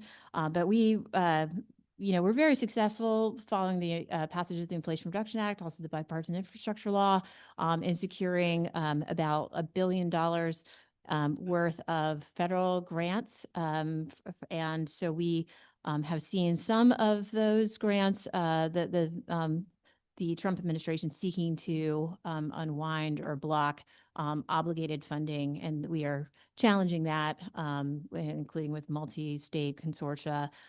In certain cases, the Solar for All program is probably one of the more recent, $67 million that we were awarded for that program. And so we are challenging that rollback. There are other programs that are continuing apace, and but this is certainly injecting more uncertainty in terms of how those grants will move forward, or whether we'll see more interruptions. At this point, these slides are going to be this is going to be hard to do because they're not all numbered. So maybe I'll just, in the spirit of also being quick, just go quick and not do the slides, but you'll have them. So one of the ways we're responding to a lot of these different things is looking, we have consumers who are reaching out, who are still interested in some of these programs and measures that have been funded either through tax credits or through federal grant funding.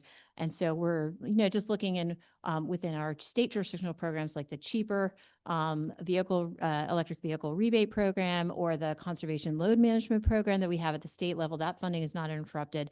And so we're just trying to be very thoughtful about how to steward those dollars in order to meet the demand and the needs and the interest of consumers, and continue to lower their energy costs through weatherization and so on and so forth, and also to try to fill gaps and so on. So where we can, but we're obviously not going to fill all these gaps. So for example, with respect to the cheaper program, we knew that there was like a big spike in interest in EVs because the federal tax credit was going away. So we dropped that incentive down to $500 just to conserve that budget.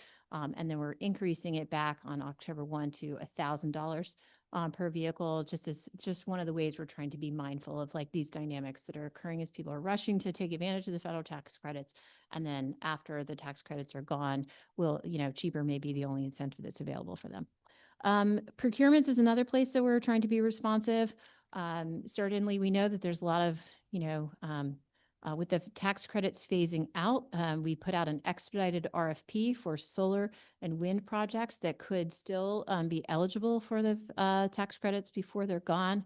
This is a way for us this is probably the best pricing we're going to see on solar and grid scale solar and wind projects before those phase out. And so those bids will be due, I believe, October the 10th.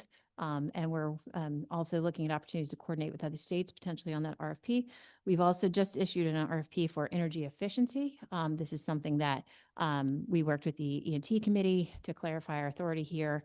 I think as we see that there's, some challenges around other types of energy resources to be deployed in the near term, energy efficiency is always, has fewer of those barriers, and there's a lot of demand for it. So we're looking for some innovative proposals there.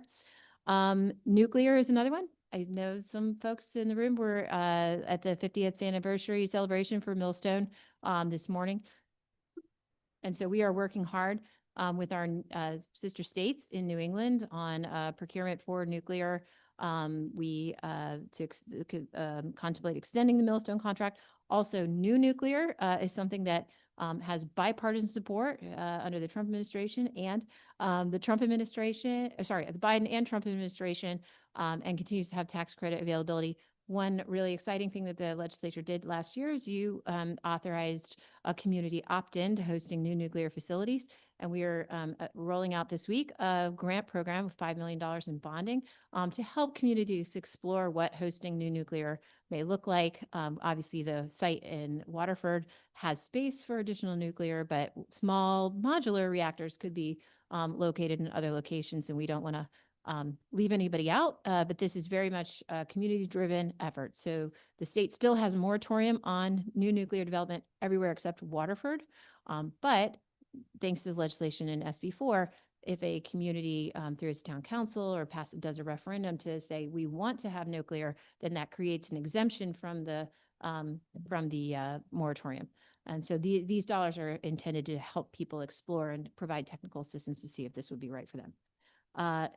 Last thing is planning. We did get some federal funding under from EPA for climate planning, and we're continuing. That has not been pulled back, so it's a modest amount, $3 million, but we are continuing with that CCAP planning effort. We are also underway with our integrated resource plan, which is not a federal thing, but it's a very timely opportunity for us to look ahead at the next 10 years of our energy needs, electricity needs, and incorporating some of these different changing dynamics at the federal level, help to map out what our options are. All right, that wasn't 10 minutes, but for me, that was pretty good. So We're impressed, Commissioner, and grateful. I'll get started with a couple, and I'm sure there'll be more from the team up here. And I meant to ask this question earlier when Commissioner Hurlbert was speaking about staff capacity. I think he made the point somewhat concerningly with respect to avian issues that the expertise doesn't even exist in Connecticut should some of these positions be gone. Can you speak about what your department, not about that specifically, but when you think about having a lack of federal staff capacity, what would be the avenue to make sure we can plug people in where needed? Does the expertise exist in Connecticut mostly? Do we have access to folks? Would that be a budget issue? Understanding the limits of what we talk about today, but that's one place my mind went to. Yeah, I'm happy to jump in on that. Emma Simino, Deputy Commissioner of the Environmental Quality Branch at DEEP. So there's a couple angles to that to answer your question. So first, there's funding, right? So 40% of our permitting staff within the Environmental Quality Branch at DEEP and staff throughout the agency are federally funded.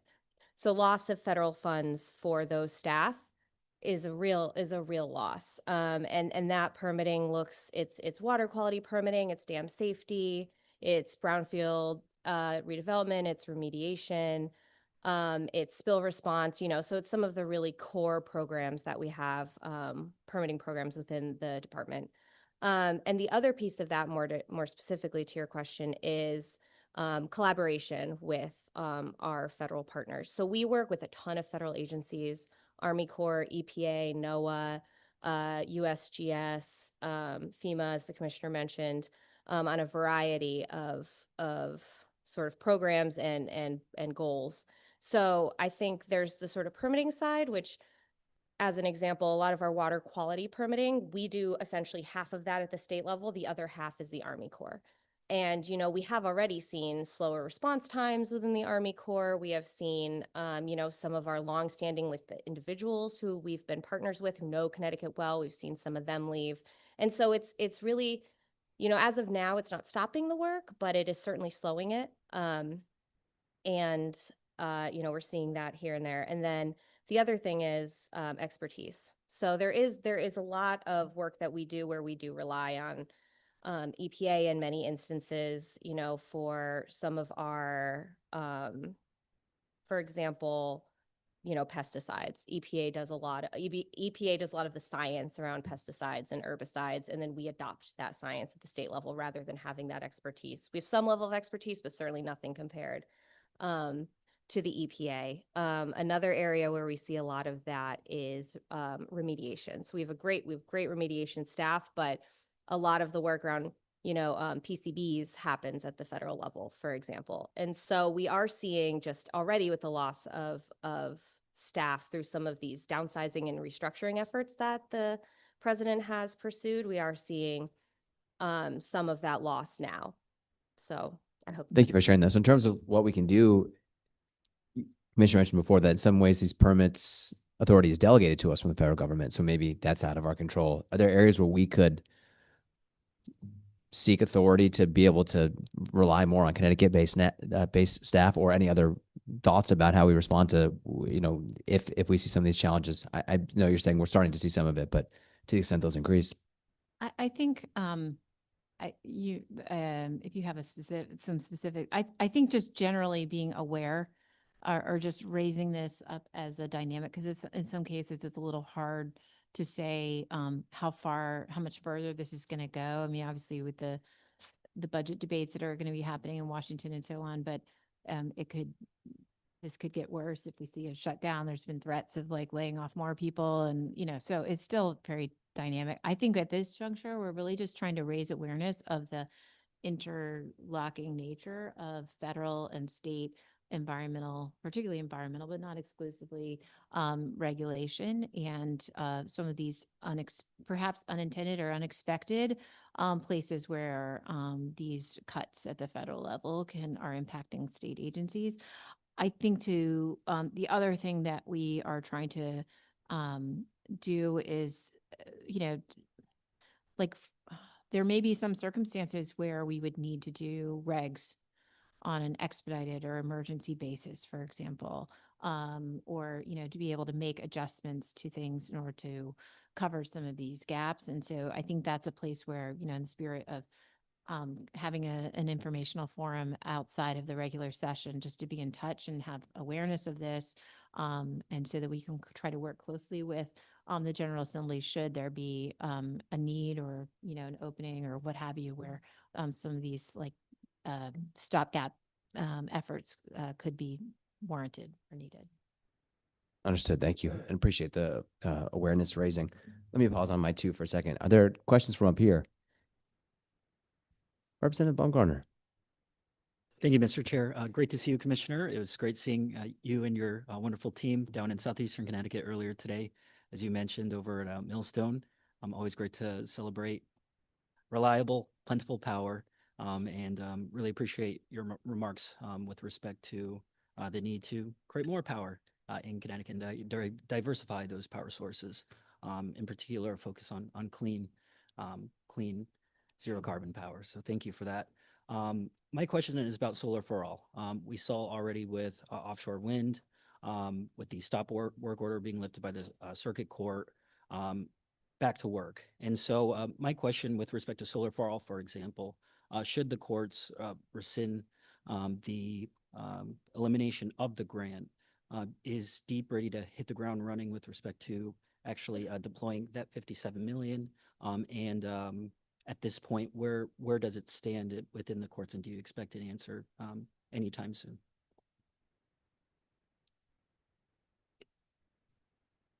Thank you for the question. Joe DiNicola, Deputy Commissioner for Energy and Technology Policy. As you know, the federal government has taken the action against the Solar for All program, and I think you heard from the Green Bank some of the response.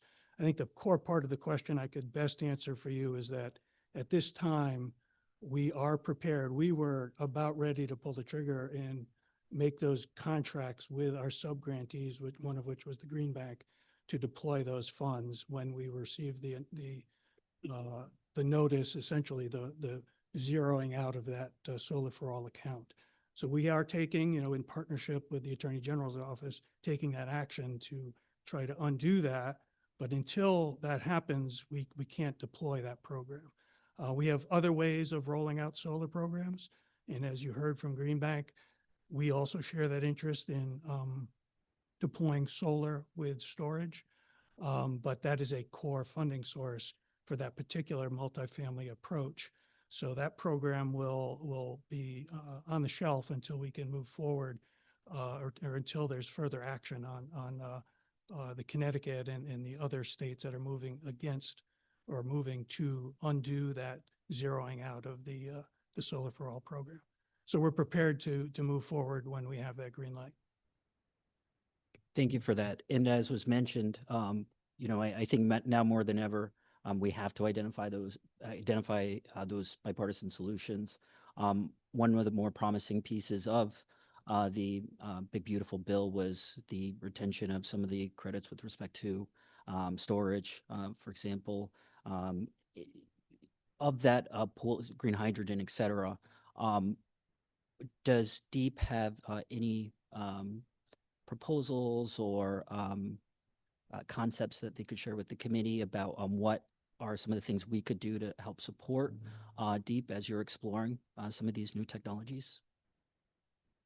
Well, we are right now working on our legislative proposal or concepts for next year. So we will certainly make sure we're being responsive to, that invitation.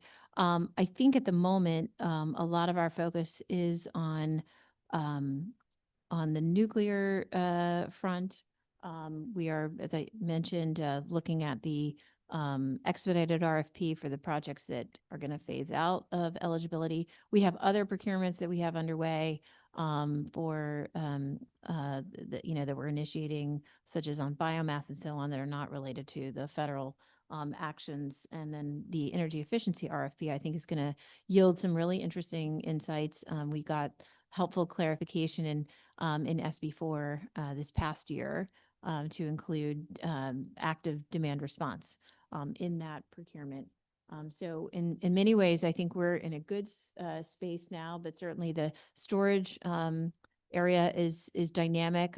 We got some clarification around grid scale storage procurement, and we were working with stakeholders on what the design, what our next. We've done one grid scale storage RFP to date. We're looking at what our next what the next iteration will look like, and I'm sure as we move through the year, we'll come up with some find some places where some tweaks or improvements to the legislative framework could be helpful. Thank you, Commissioner. Thanks, Representative. I don't know if I heard a chirp over here from New Canaan, but are there communities that have expressed interest in the new nuclear? New Canaan. But seriously, are there communities that have expressed it? I mean, I know that grant program hasn't rolled out yet. No, I mean, we're just at the Early stages. I just want to clarify. Okay. And I think that's sort of, I mean, it's kind of a funny question. People are like, would anyone else want to host nuclear? And I don't know the answer to that, but the goal of this program is intended to be really low stakes, because we know this can be controversial. We are a pretty nuclear friendly state. I mean, that's really important that we have bipartisan support for nuclear. I think the story in Waterford, I mean, just from the event today is one of, a real win-win in terms of local jobs, local investment in the community. It's like a really important resource. So that's really an important value to build on. But the goal of this program, we know it's modeled on what many other states are doing in terms of having early site permitting funds. And it's meant to be community led. That's another national best practice, that this is not the state or the siting council saying this is where we're going to build the next reactor, but it's really about providing resources to communities to get to know what are these different technologies and how does this work, and host community meetings and hear about, what are the safety considerations and what's blah, blah, blah.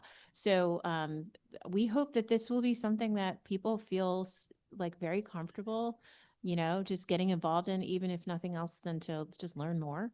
So that we can create space to have conversations. Thank you. Yeah, we'll look forward to hearing more how that unrolls. Let me let the good representative from New Canaan speak, nuclear or otherwise. Yeah. So yeah, I'm not ready to announce that I'm not running again. So I'm not going to be promoting a nuclear facility in my backyard. I thought we should have more cell towers, and that almost got me thrown out of my own house. So you had talked about other procurements, and I'm sorry I missed the presentation today and this morning on celebrating the anniversary, but of more nuclear. But I know the governor had talked about trying to increase all avenues of energy generation because I just saw, I mean, Microsoft bought all of the energy in the 3 Mile Island Tower 1 or output number 1 starting in 2028 for 20 years because AI is going to take up a ton of energy. So I know you're all over this. So what were the other procurement measures that you're looking into that the governor did talk about that maybe have advanced in the last 3 to 6 months? Yeah. Well, on nuclear specifically, first off, we're in the most recent nuclear renaissance. I mean, there's been a lot of ups and downs in terms of nuclear and excitement about it over the years. And we're definitely in an upswing. Many states are leaning into this, and the AI data center need has certainly created a lot of momentum as there are hyperscalers with very big balance sheets that can help start finance some of these early projects. The cost is an enormous challenge, and so this is one of those situations where you don't want to be first. You want to be like 6th or 7th or 12th, so that some of the challenges in terms of early deployment get worked out, and the later projects will be more affordable. And so for New England, that means we are definitely not first right now. We're not, Wyoming or Colorado or Utah or there are other, Tennessee with TVA. There's been some really exciting announcements.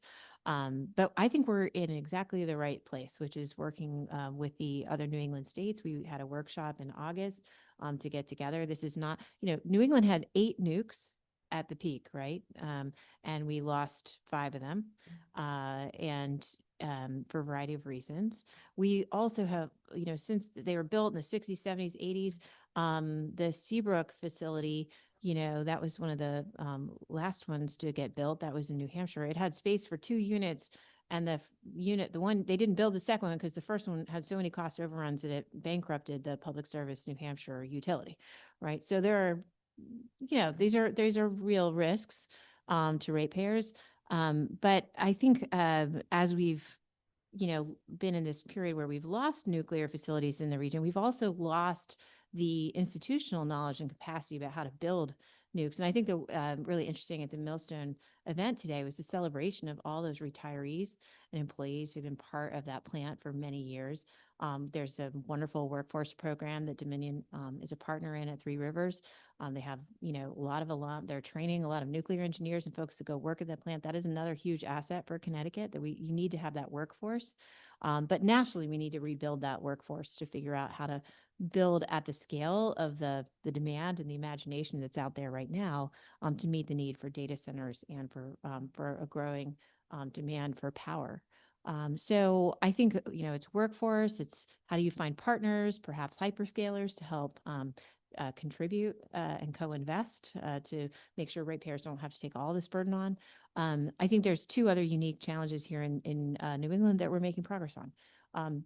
Even when we built those 8 nukes back in the day, it wasn't like each individual New England state built these on their own. The utilities in New England came together as co-investors and consortia to invest in those nukes. And we have to invest as a region in order to have, Connecticut not take all this risk and all the cost on ourselves, right? So I think we're trying to approach this in a very inclusive way with the other New England states. So that's one. And then we have a deregulated market. And we know that that is not the kind of market that investors are the most eager to invest in, because in a deregulated market, it's the shareholders that take on the risk of these investments, not the ratepayers. So we have to think through, is there some new hybrid mechanism or some, how do we attract financing, but without giving up all the protections for ratepayers. So those are some of the things we're starting to think through with our, and so should we figure that out, that would be something we would need to engage the legislature on. Yep, in the future. Okay, energy efficiency. We have that procurement is underway. We have a procurement, so that's where we're seeking third parties that would like to bid in proposals that we can fund for expanded energy efficiency on top of the existing efficiency program that could help businesses and residents lower their energy costs. We have our expedited zero carbon energy procurement that we're doing. That's the one where we are doing last call for solar and wind project, grid scale solar and wind projects that could still potentially qualify for the federal tax credits that are going to be phased out. And then we have a hydropower procurement that we are, figuring that part out. I know that was something that the legislature had authorized, but there may be some sunsetting language there that we need to work through. We have our biomass procurement. That was also something that was in Senate Bill 4. And we released a notice of proceeding on September 2nd. To initiate that procurement. And then we're also talking with stakeholders about the next iteration of our grid scale energy storage procurement, but no dates announced yet on that. I think that's everything on the procurement front. And then my last and question. Procurement for existing nuclear, the Millstone contract will be expiring in 2029. So we're just starting the process to look at the design for that procurement, which will not just include Connecticut, thanks to the legislation that you all passed 2 years ago. At least 2 other states have to participate in any new contract with Millstone, and we now have 4 other states that have passed laws to enable them to participate. Last one, 2-part. The anything on natural gas that the governor was talking about, we're kind of limited in the piping that's coming in, but he was talking about trying to talk about neighboring states on that. Anything on expanding our natural gas? Because I know a program was ended early that New Canaan had blown up or dug up a bunch of our roadways, and the program was ended a little early on the natural gas expansion. I'm wondering if that's been looked into, bringing that back, and what efforts on the governor's initiative of maybe trying to increase our supply of natural gas, which is cleaner than the oil that a lot of my house and a lot of houses are powered by. And then the second part is, are we on time with electrifying the buses, the program? I think there was I don't remember exact timeline, but there was a timeline on electrifying our buses, and I'm wondering if we're on that timeline. Okay. That's a 2-part question. Sorry. Quickly Thank you. on gas, the program that I think you're referring to in your district, that would be the natural gas expansion plan that the gas utilities had in place several years ago to try to proactively convert customers over to heating with gas or using it for industrial process. So that program did wind down. There's no moratoriums on people hooking up to gas, but that specific program to recruit and have existing gas ratepayers help pay for some of the costs to hook up new customers, that program has ended.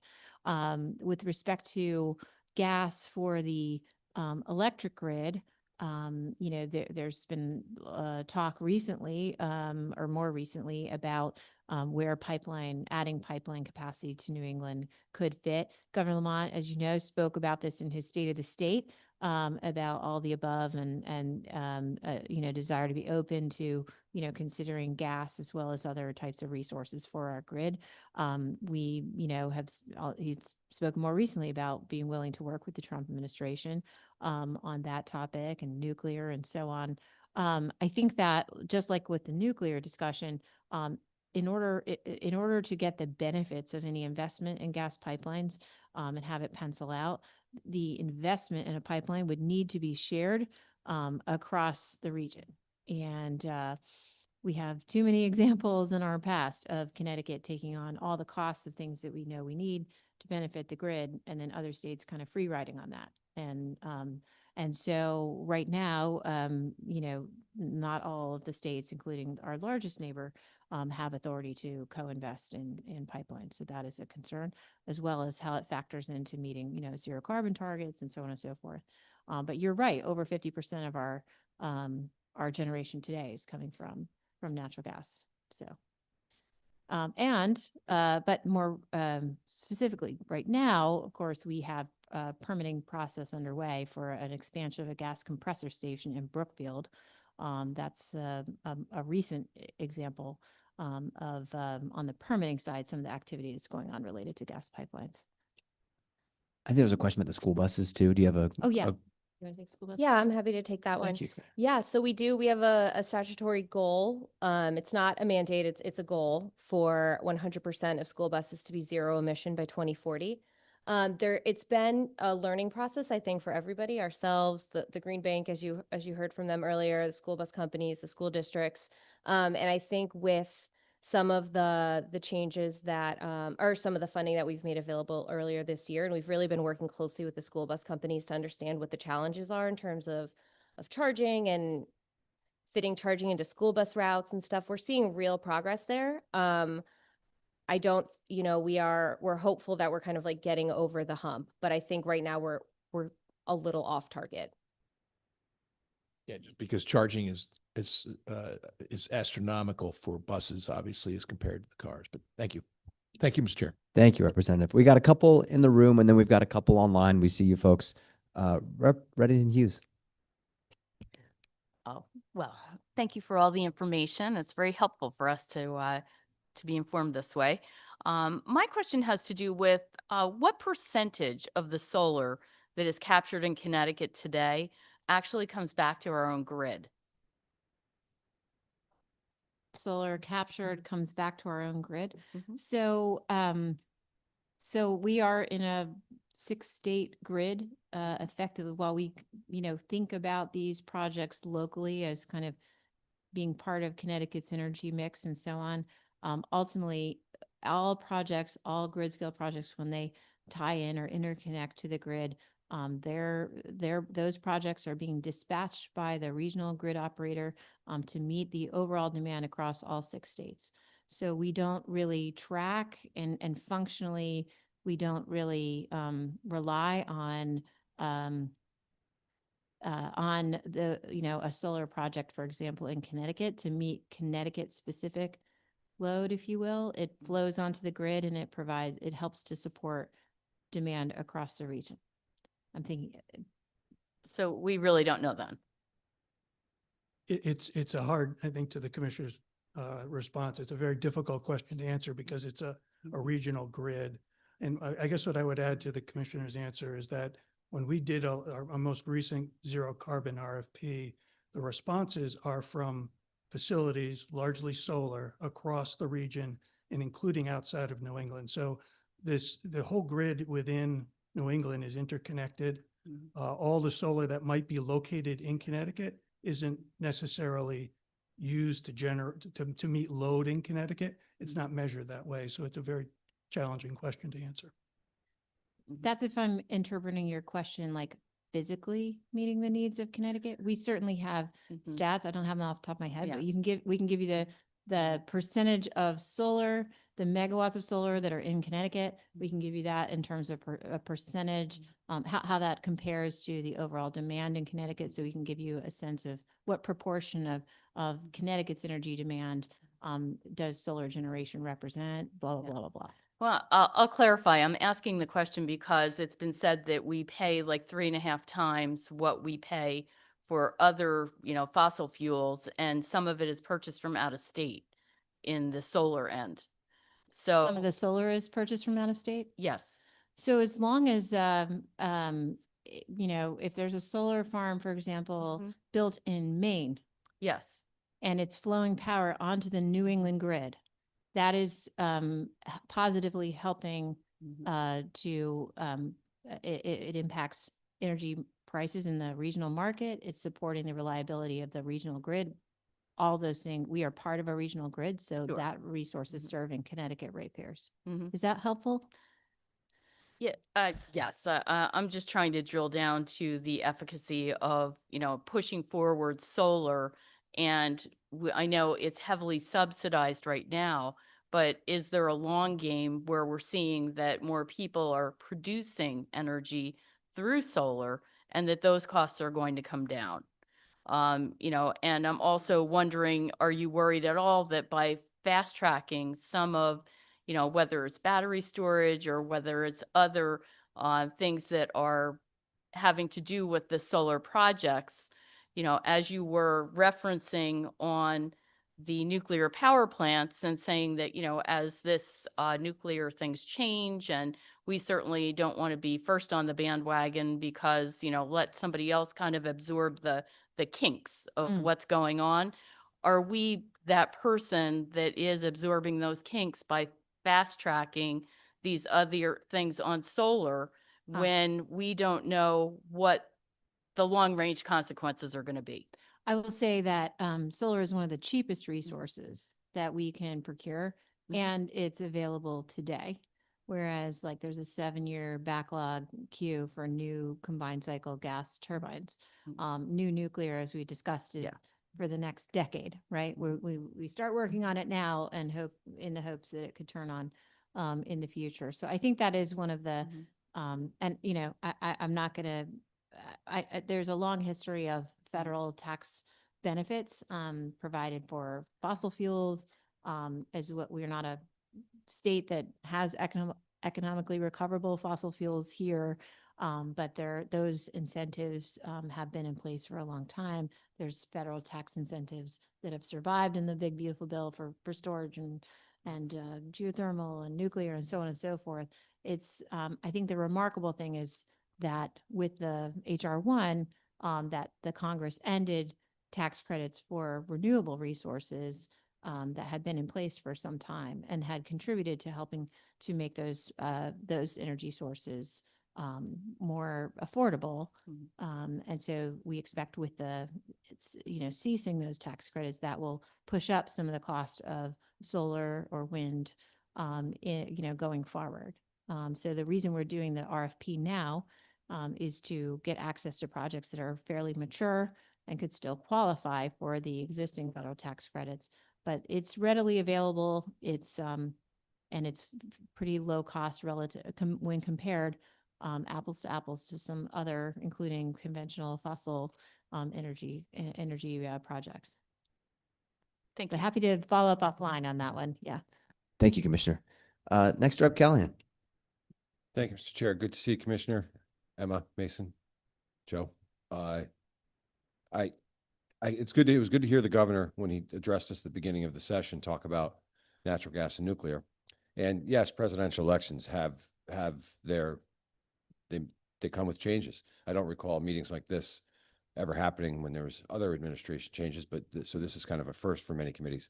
But I'm glad to hear you talking about baseline power, and maybe a good thing out of this administration is the president is trying to cut down regulations so we can get more modular nuclear, seeing the need with AI, quantum computing, and things like that. So we do need baseline power because wind, solar are intermittent. Also, I heard throughout the day today lamenting, subsidies drying up for these things. Why can't they just all stand on their own? I think what I was trying to say to Representative Reddington Hughes is it's not like HR1 eliminated subsidies for everyone so that the playing field was leveled and everyone could stand on their own. Instead, it preserves certain subsidies and then ends subsidies for disfavored resources. In our case, in this situation, maybe this is, I think Brian Garcia was trying to communicate, or maybe it was Farnan. It's just the whiplash and the sort of the uncertainty that creates and the sort of these rapid changes that occur in project economics when you have significant shifts in these tax credits and federal tax availability, especially when you had the prior administration with the Inflation Reduction Act, really driving forward a lot of subsidy for these types of projects. And now with HR1, it's really pulling it quite far back. So as you see the queue of projects that have been developed on the expectation of what was in place last year, and now we have something that's quite radically different, that is impacting sort of project availability, project economics, as there's projects in the pipeline that are falling apart now, as they no longer can count on some of those subsidies. The tariffs, I think, are another element that is impacting the cost of projects and challenging projects moving forward. It's not just tax credits. And all of this is against the backdrop of demand for energy is increasing, and that's really different. Over the last decade, we've been in a situation where load was flat. There was not a lot of growth between data centers, but here in Connecticut, manufacturing growth, people are plugging in more things, cars, et cetera. We need to build more sources of power to meet that growth. And so I think where the governor is coming from is the need for all the above. And, this is time we should not be kind of deleting resources, but trying to enable competition among all the different resources to come forward. But in any case, I think those are, I'm trying to think through, this is obviously, we're just seeing these impacts. I think the spirit of our presentation today is just trying to, speak to where these impacts are occurring and how we're trying to adapt to that changing federal policy as we're first and foremost trying to maintain affordable and reliable energy sources for the state. Well, I appreciate that, Commissioner, but I know intermittent power from wind and solar can help, but we still need that baseline power. So I'm glad we're talking about baseline power as well. And I know we have Dr. White waiting from the Ag Station, so I'll end it there and talk to you offline. Sure. Thank you, Representative. I think we've got two more folks online, Rep. Reyes, followed by Rep. Dubitsky. Representative Reyes. Thank you, Mr. Chair. Can you hear me? Yes, sir. I apologize. I'm out of training. I can't work the video, so I've been out of session too long. I apologize. Commissioner, thank you for being here. I'm going to go a little off topic, guys. Only to remind the commissioner and DEP that we talked about sewage spill recognition, and with over 130 spills here in the state of Connecticut, I would like to just remind the commissioner and her team that we still need to update and improve the sewage bill acknowledgement to the communities, number one. And number two, I would like to know if there is any collaboration between DEEP right now and what's going on into the rivers coming in from southern Mass into Connecticut. What is being done about that? I can take that one. Thank you, Representative Reyes. I know we spent some time last session talking about the Sewage Right to Know Act and DEEP's combined sewer overflow notification system. We are working in real time now with Everbridge, the state's emergency response system, to provide more real time information via that notification system when some of these overflows occur. And I'm happy to, reach out to you and provide more information about that. We're excited about this opportunity to upgrade and grateful for your support and your interest. So I can definitely follow up with an email on that. On the overflows that take place in Massachusetts, yeah, we have heard, a lot of interest from residents, from members of the General Assembly about this topic. We held a briefing 2 weeks ago to kind of walk through what Massachusetts is doing, how we interact with the state, and what we're doing. And I'm happy to get you that slide deck. There's a lot of good info. But since then, we have reached out to the EPA and we've reached out to Mass DEP and are having conversations with both of them about sort of what Massachusetts is doing to address these overflows that are happening in some of those, Southwest Massachusetts cities. I appreciate that, and I will await for your letter and your information, because the occurrences are, the rate at which they're happening seems to be increasing, and it does not make the Connecticut River any more appealing by having to deal with this. But thank you for the response, and I'm looking forward always to working with the DEP team and commissioner. Thank you, Mr. Chair. Thank you, Representative. And how about a final question or a couple if you've got them, from Representative Dubitsky? Go ahead, Doug. Thank you, Mr. Chairman.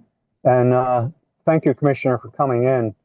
I appreciate it. I've been listening intently since the beginning of the hearing, and the one word I have not heard, I don't think it's been mentioned a single time, is hydro. It used to be that this all of New England was powered by hydro. We have rivers all over the place. We have mills that many of them have hydroelectric facilities or the capacity for them. And I think the closest I heard anybody get to using the word hydro was, Commissioner, you said so on and so forth. And I assume that maybe hydro is within that so on and so forth. Can you talk about why we're not focusing more on hydro and why we're not getting more of our energy from the very clean, abundant baseline energy that could be generated by hydro? So thanks for that, Representative. I did mention the hydropower procurement authority that the legislature provided. It was in a bill in Public Act 24, in 2024, 24-38, and it gives deep authority to procure up to 20 megawatts for instantaneous run-of-river hydropower projects. That language, the legislature put a sunset on it. And so I think that's something you need to revisit if the legislature desires us to move forward with that procurement. We have made the decision to try to prioritize the biomass procurement, which I know you have a personal interest or enthusiasm for, perhaps. But the hydropower procurement would need some legislative clarification on that sunset date in order to move forward. But happy to talk with you about it. Large scale hydropower too is another really important aspect of how we're meeting our energy demand here in the region, and that involves Canada. Though I think your comment may be more focused on. No, I'm not talking about Canada. I'm Yep. talking about power that we generate right here on our own rivers in Mhm. Connecticut. That's my understanding of what your focus is. So would commend that section to you. Section 4 of Public Act 24-38 is something you may want to take a look at for next session. But in the Okay, do you have meantime, we any, are trying to work on, sorry, go ahead. do you have any idea how much energy is generated by hydropower at the moment in Connecticut? I don't think we don't have that data with us. We do have a listing of the projects, in-state projects, and the capacity of those projects. We also have data on the total amount of energy generated by each resource type. So we can get that data to you, but we don't have that with us today. That'll be great. Thank you. Thank you, Mr. Chairman. Thank you, Representative. Commissioner, I'll just wrap up with one final one because I asked it to the other folks that spoke today, and I thank the whole team for all that you shared. Is there anything else that you think that the legislature can be doing to support some of these efforts and take advantage of these opportunities that are arising and then continue to sort of buffet against some of the changes? I think, just appreciate you having the forum. It's helpful for us to hear how the legislature, how this committee is reacting to some of these changes. We certainly have a lot of state programs and state authority and state actions that can be meaningful in helping to navigate through these changes and understanding what the desire is from the legislature in terms of expanding or not. The use of those tools is really valuable. We did cover a lot of ground in this voluminous slide deck, and so we didn't go through all of it, but if there's anything in here that piques curiosity or where there's a question, please don't hesitate to follow up. One thing that is not in this deck, which we apologize for, is we didn't talk about resilience, but FEMA, obviously some of the cuts to FEMA, and then the FEMA BRIC program, Building Resilient Infrastructure and Communities program, that included grant funding for several large infrastructure projects here in the state that have been interrupted. We are working this week to issue the next round of the Deep Climate Resilience Fund RFP to, get more proposals in and projects from communities for infrastructure projects that can help them be safer against some of these impacts from extreme weather events and climate change. So if that's a topic of interest, you won't see it in this deck, but we're glad to provide more information. We've been doing, some press on that as well. Thank you for the opportunity. Thank you so much for being here. Thanks for your work. Thank you, team. And folks, thanks for sticking with us this afternoon. We have one final presenter today. We'd like to call up Dr. Jason White from the Connecticut Agriculture Experiment Station to provide a couple of thoughts from the scientific perspective. Go ahead, Dr. White. Thanks for being here.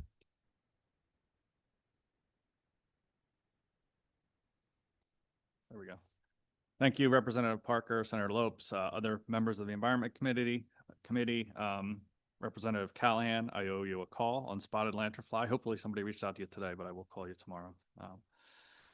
So I'm Jason White, Director of the Connecticut Agricultural Experiment Station. Casey is loading my 56 slide deck up right now. No, I'm just kidding. My presentation, my statement will be actually quite short for a couple of reasons. One, I knew I was last and not my first rodeo. But also, we have no real direct impacts of HR 1 on our programs. There's a couple of things that are of concern on the horizon, and I'll touch on those quickly, and then we can touch base offline after if there are things you're more interested in. CAS, as we call it, we're mandated for conducting research in agriculture, the environment, food safety, and public health. And our total agency budget is about 18.3 million this current year, and 51% of that comes from the general fund. So 49% is federal. That's spread across a range of programs, everything from the Farm Bill capacity funds to competitive research grants that we go after. So currently we have 80 positions authorized and 75 funded. But we have a total staff of just over 110. So those other 38 positions are all federally funded. So whenever there's changes at the federal level, these are always things that we have to pay attention to. So as I mentioned, no direct impacts from HR 1. I just wanted to go through a couple of things, but I do want to mention that we're in contact with OPM and the administration on addressing these issues as they evolve, or the first one as it occurs.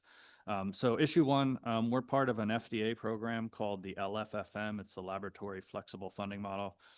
This is the FDA giving states money to conduct surveillance and research for food safety and food defense. We've been in this program since 2005. The last 5 or 6 years, it's been about $650,000 a year to our agency to do this work. We got and it runs in 5-year cycles. The last 5-year cycle ended June 30th, and there was a 3-month delay in notification. And then what we found out Friday was a 25% budget cut. So we're working on figuring that because nearly all that funding goes to staff. So that's a person that we're talking about there. Commissioner Herbert mentioned the Farm Bill. That's also of concern to us. The fact that it's been a while since that's been authorized. We get about 1.3 million in capacity funding, and part of that. The president's skinny budget that was released in March actually reallocated all of that program's called capacity funding. It was reallocated. And for us, that would be a loss of about 10 positions. But I've been told by our congressional delegation that funding's been restored, but that's obviously something that we're looking at because those are people in our labs that we're talking about. Third one is the USDA external funding program. It's called AFRI, the Agricultural Food and Research Initiative. This is a $300 million program. Scientists around the country, including our scientists, apply for this funding. Our agency, we applied for about 12 grants last August and September. Notifications typically come in January and February. All of those notifications are on hold right now, and we're still waiting. So that's agricultural research that is not being done right now because of those 12 grants. The programs have about a 10% success rate in terms of funding. Our scientists do a little better. We get about 30%. But those are topics that are of importance to the citizens of the state of Connecticut, and they're not moving forward right now. So we're hopeful that those announcements will come. Another one, we're part of a CDC program called ELC, Epidemiology Laboratory Capacity. This is funding that comes from CDC and goes to state public health departments. And then we get a portion of that through pass-through. There are discussions right now to significantly reduce that funding stream, including the pass-through amount that comes to us. So this is our vector-borne disease work, tick-borne and mosquito-borne diseases. So that's an area of concern, seeing how that plays out. And then the last one I just wanted to mention is the new application fee for H-1B visas. That moving up to $100,000. Why this is of concern? Over the last decade, we've hired 25 PhD scientists to do research in our laboratories. Of those 25, about half of them are U.S. citizens, and the other half we bring in on H-1B visas before they transition to a different visa. So these countries include China, India, Egypt, Brazil, Israel, Nigeria, Mexico, and a few others. I mean, our goal is to hire the best and the brightest so that they can do the science that benefits the citizens of the state, citizens of the country. With the new $100,000 fee, we'll only be able to hire U.S. citizens, which I understand is the intent of the program, but they're based on our experience that will limit some of our ability to hire. So that's all I have. I'm happy to take any questions and provide any additional information by email or otherwise. Thank you, Dr. White. I think what I heard you share is that there's, similar to other presenters, a number of areas to be concerned about that you're keeping an eye on. Nothing yet that needs to be stopgapped. I'll ask the same question. Anything that you think that we could be doing to support you in your work at the Agricultural Experiment Station? I think my answer is probably the same as the speakers before me. Appreciate that you guys have are being active in trying to address these issues. I think there are some issues on the horizon that could be significant, but it's hard to see how this is going to play out. So I think just open lines of communication and kind of responding as needed. Appreciate that. Are there any questions from the committee? One of the co-chairs of the riparian working group, the two of you right next to each other. What a treat to see. Robert Mashinsky. No, I wanted to ask you, the people on the that you're bringing in from other countries, are any of them working on solutions to invasive pests that are from those countries? In other words, if you are working on a pest from Japan, are you working with a Japanese scientist who knows that animal better than we do? I can't think of any specific examples, but our strategy is to actually establish research collaborations. For example, hydrilla is the one that's been in the news. We've got a number of people working on hydrilla or spotted lanternfly or spotted winged Drosophila. All of those programs have international collaborations where those organisms exist. One of our scientists was on a sabbatical in Japan specifically for beech leaf disease. So that's kind of our course of action. For the individual scientist positions, we conduct an international search, we establish a committee, and we hire the most qualified candidate, regardless of where that candidate is from. And then it's their job to establish the program. Okay, thank you. Sure. Thank you, Representative. I think with that, we have come to a conclusion. Thank you, Dr. White, so much. Any final thoughts from Senator Lopes or Rep. Callahan or Senator Harding? Otherwise, have a good evening, folks. I know y'all are running somewhere. Thank you so much, Casey, and to the team for making this happen. Thank you to all of our speakers that came today, and we'll look forward to seeing you all 2026. Thanks, Dr. White.